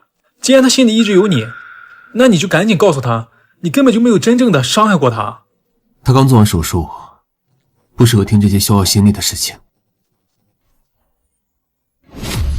等过几天，他手术彻底好了，我再跟他解释。那好吧。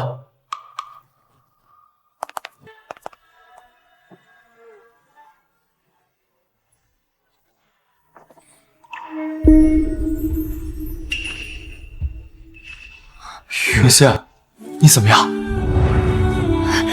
陆长，我能看见了，我能看见了。陆长，好久不见。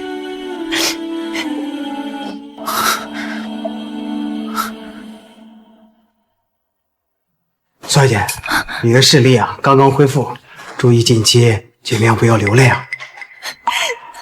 好，我不哭，我忍住，我不哭。复明了，太好了。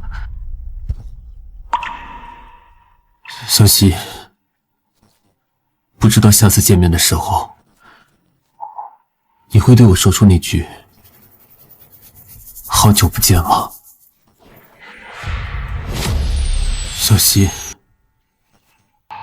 要是我早点发现这6年错过的真相，刚刚你在里面拥抱的人，是不是就会是我了？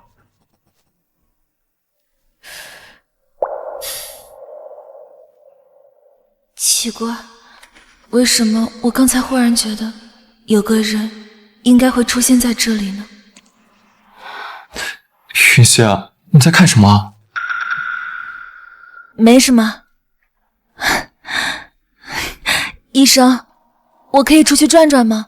当然，你可以四处走走看看，但千万注意别用眼过度就好。好。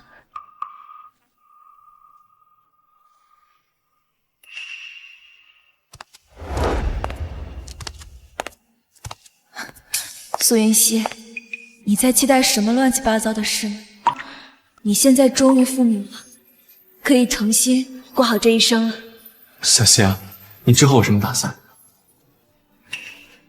我打算尽我所能，把之前失去的全都拿回来。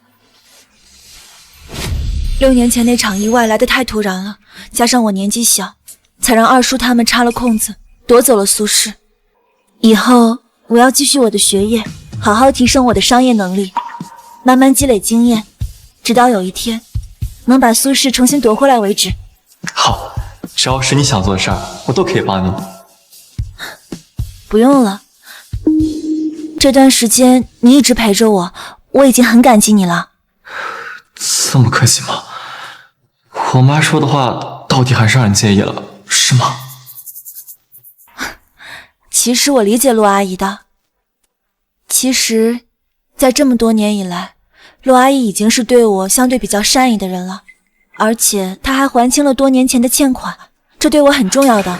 小希，你现在复明了，我爸妈他们绝对不会再对你有任何偏见了。陆钊，我在陆阿姨面前承诺过，我不会跟你在一起的，我是认真的。我知道了。那你之后要去哪？什么时候出发？我打算出国，越快越好。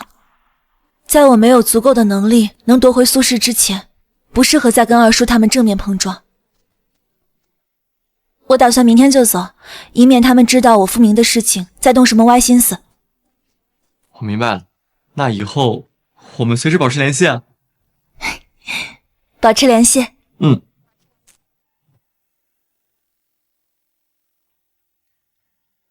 老顾，你可真能沉得住气，竟然能忍到今天才正式跟苏云熙见面。快看我一眼，我今天这身可以吗？可以，放心去吧，一会儿我帮你作证，一定把事情解释清楚。好，走。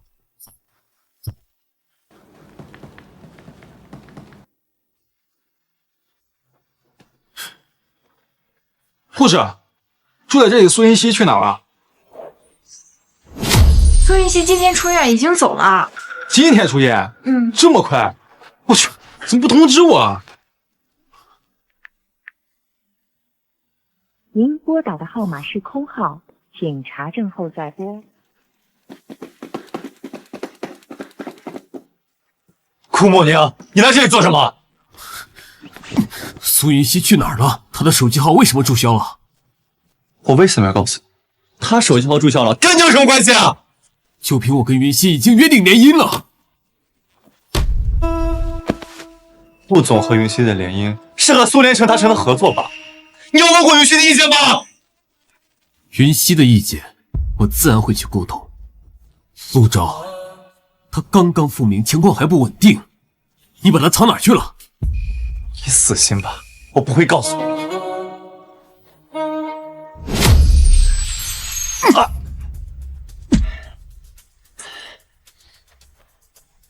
干什么呢？顾莫宁，你休想从我的嘴里得到关于云熙半个字的信息。你想见他，你死心吧！我告诉你，就算没有你，我也有的是办法找到他。陆钊，你以为你这么做就真的在为云熙考虑吗？怎么？难道我要把云熙交给这种两面三刀，一边带他回家，一边打压苏氏小人吗？你看到的都不是真相，顾总从来没有伤害过云熙半毫。我没时间再听你们在这里胡言乱语。陆钊，你还要耽误苏云熙到什么时候？你说我耽误云熙？云熙被你们蒙在鼓里这么久，如果不是我，你们还要把他拖逼到什么时候？你这种卑劣小人，你有资格指责我吗？你没有耽搁小溪，那请问，在我想方设法把小溪复明的时候，你做了什么？你不顾小溪即将手术，将一切捅到他面前，还让他在术前离开医院，你这是在为他考虑吗？你知不知道，给云熙动手术的眼科专家是顾总捐了一所研究院，包专机专门请过来的吗？你不过是发现了我和苏氏的一些浅显关联，就自以为抓住了把柄，跑到小溪面前找存在感。但你有没有想过，苏氏现在是苏连成把持，我这么做是为了帮他。我怎么知道你们说的是真假的？你再怎么不愿承认，也改变不了你为了在他面前抢风头，不顾他处境的事实。我没有。那请问，小溪家中出事的时候，你又做了什么？6年前，你的家境和起点比我强上太多太多。但凡你真的愿意付出心力想帮他，今天和他联姻的，轮得到我。你不是消息挺灵通的吗？那你有没有打探到，如果不是顾总出手，云熙就要被他那个二叔嫁给吴氏60岁的老头子了？你说什么？陆总大概是不会知道这些事情的，因为你只是因为公司业务顺势回国，然后在晚宴时候遇到了他。在此之前，你根本没有刻意打探过小溪的消息。如果不是顾总，你根本看不到云溪。从知道他处境的那一刻起，我就没打算看他继续落魄下去。你呢？捂着耳朵蒙上眼睛，装作不知道他的苦难，然后靠着挑拨离间这种阴险手段，就想要从我手里抢走他。你做梦！6年时间，我白手起家，从一个普通学生成为今天身价超你们陆家100倍的投资人。不管是能力，还是对他的心意，都比你拿得出手100倍。你知道你和顾总最大的区别是什么吗？顾总嘴上说的再狠，但绝对不会伤害云溪半分，而你态度上一往情深，却全是耍嘴皮子，从来没有真正的站在云溪的角度上为他考虑过。我告诉你，我有的是耐心挽回他。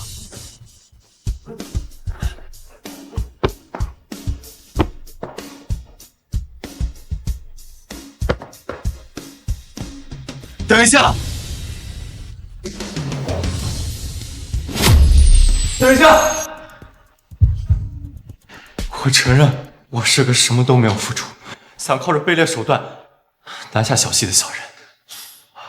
抱歉，我不知道你之前为小溪付出了那么多。小溪已经明确拒绝过了，而且他拒绝你是为了保护你不被苏连成伤害。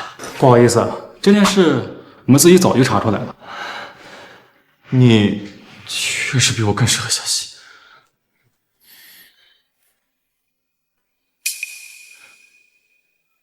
这是小溪的信号码，他现在还没来得及走，正在走廊了，你们还可以找到他。老顾，手机号我的存，你去找。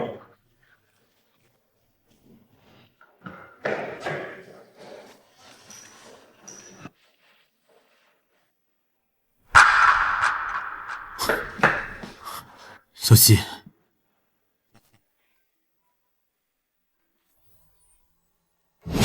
我是该叫你顾总，还是诺兰先生？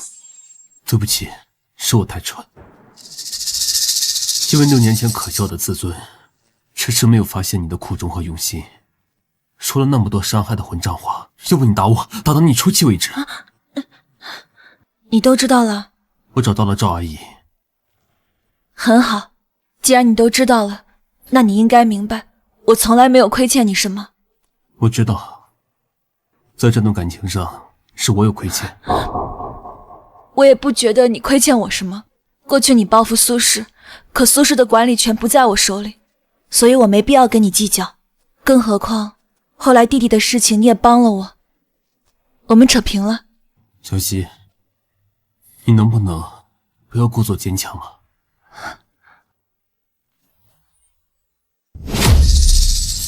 一个人和苏连成一家周旋，忍受无望的黑暗，担负弟弟的未来，甚至还有我的误解。你的心里早就不堪重负，可你的脸上却表现得那么随意。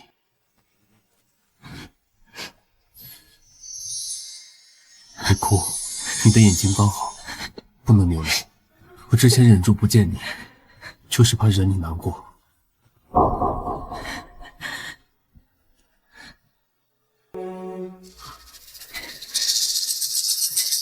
顾总，你说的这些已经都过去了，接下来的路我会自己好好走。过去6年的时间我都熬过来了，接下来什么都不会难得倒我。如果我说3个月内我能把你失去的一切夺回来呢？你是说苏轼？你是说苏轼？你应该知道，利用我是你夺回苏轼、报复苏连成最快的方式，不是吗？你为什么要帮我？我帮你是有条件的， 3个月内，我要你以助理的身份待在我身边。但你放心，我不会让你做什么违心的事情。3个月后，去留随便。小希，我知道，过去6年的经历让你难以相信除了自己以外的任何人。既然这样，我就用这3个月让你看到我的心意。以他今时今日的地位，如果他能帮我，绝对能让我少走至少10年弯路。但是，我怎么确定你没有什么算计？我会和你签署协议。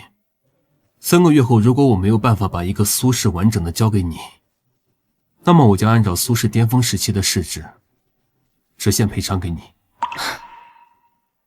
听起来，我没有什么理由可以拒绝。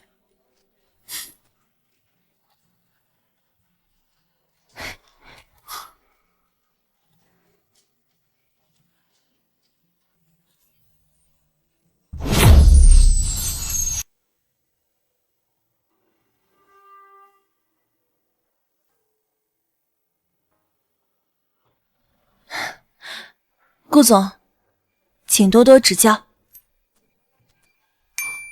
没问题。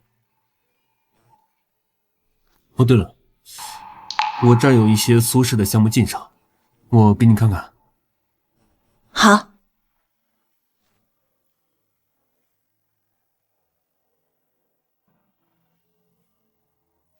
之前我给了苏连成一份5000万的合约，约定如果不可以如期交货，苏氏就得赔偿我15个亿。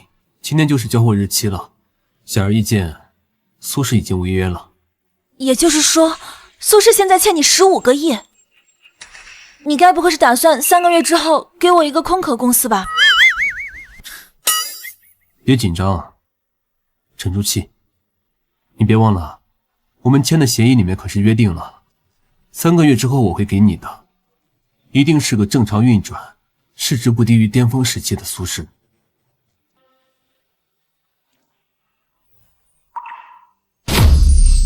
那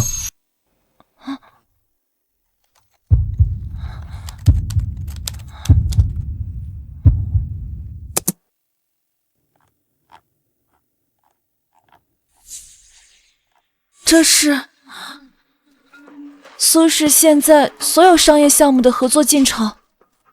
你怎么会有这么详细的数据啊？这段时间，这笔15亿的违约金项目已经让苏连成焦头烂额了。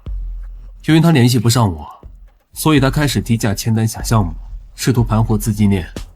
但是呢，他太着急了。苏连成所有合作的公司，你全都有股份？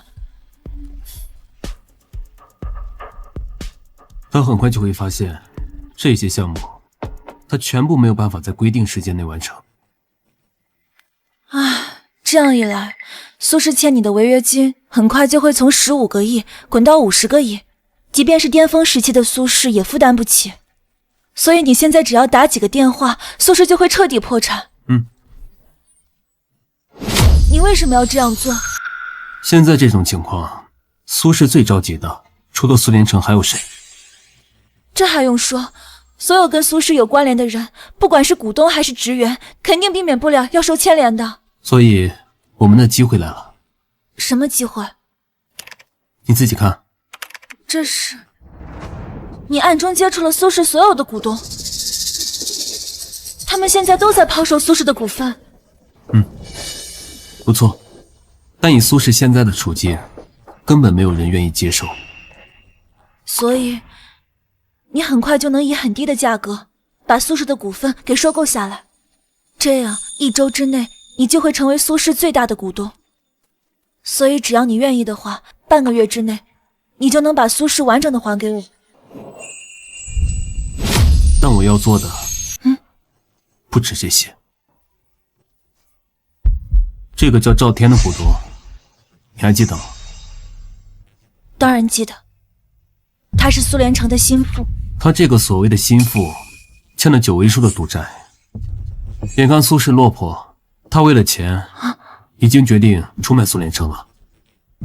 他吐露的一些事，对你来说非常重要。但你要答应我，看到消息之后，不可以哭，要保护好眼睛，可以吗？我会的。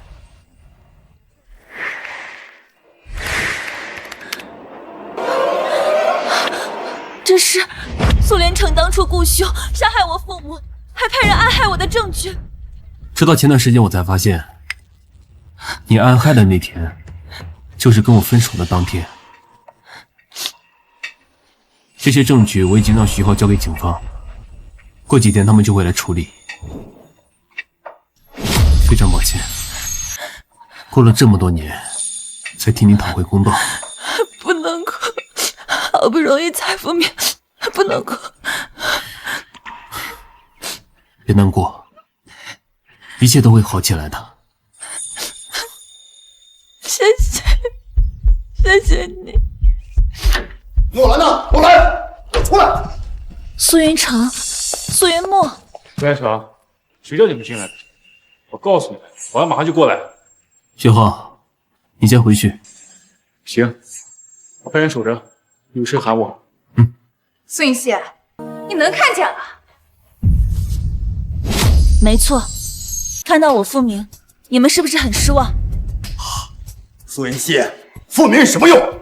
你知不知道，就是这个诺兰，他马上就要把苏氏彻底搞垮台、搞破产了。没错，苏云溪，苏氏最近签了不少项目，都面临着高额的预金。我们费了好大的功夫才查出来，那些注定无法完成的项目，背后都是这个诺兰操控的。你们终于发现真相了，发现的速度还真慢啊！苏云溪，你看见没有？诺兰他都亲口承认了，他打着联姻的幌子，从头到尾都在谋害我们苏氏。你赶紧回来，你被他给骗了。回去？回去做什么？跟我们一起去报警，靠诺兰强迫你。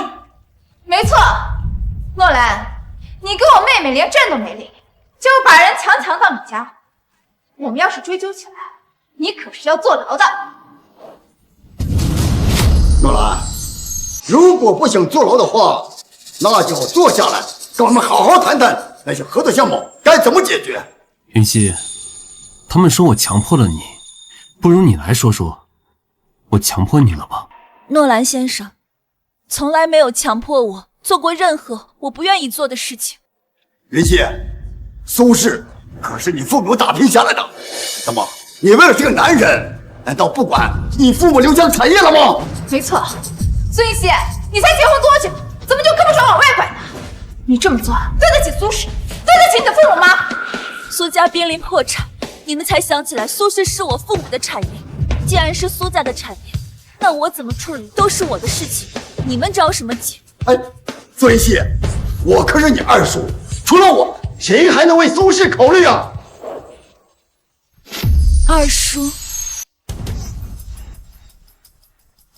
好一个二叔！苏连城，你作为我的二叔，为苏家考虑的方式就是雇凶制造车祸，杀死我的父母，然后找人捅瞎我的眼睛，强行夺走苏氏吗？你胡说八道什么你啊！苏云溪，你父母去世后，那都是我们一家人撑起了苏氏，还收了你，养了你6年，你怎么能这么不知好歹，说出这种污蔑人的话？污没污蔑你，警方自然会有判断。徐浩，通知警察了吗？顾总，警察已经到了。苏连城，根据苏氏集团股东赵天的供述，你涉嫌故意杀人罪，现在需要跟我们走一趟。什么？赵天他怎么会指认我？是啊，警察先生，这其中是不是有什么误会啊？有什么话回警局再说吧。苏云溪，苏云溪！妹妹，这其中肯定有什么误会，你跟我一起去警察局，你让警察撤案啊！苏云墨，你少在这做无用功，你还是好好考虑考虑，你被强制要求带离苏家后，你该怎么谋生吧？把他带走。不要，放开我！苏云溪，我们可是一家人！夺回苏氏集团，绝对不是短时间内能完成的。莫宁，你很早就开始计划了，对吧？是，我原本只是想帮你夺回苏氏，后来才知道苏连城害你的事情。还好之前做足了准备，才有机会趁机搜集到所有证据。所以你表面上在欺负我，其实背地里一直在帮我做打算。我怎么可能舍得欺负你呢？从以前到现在，不都是你说什么我都听了吗？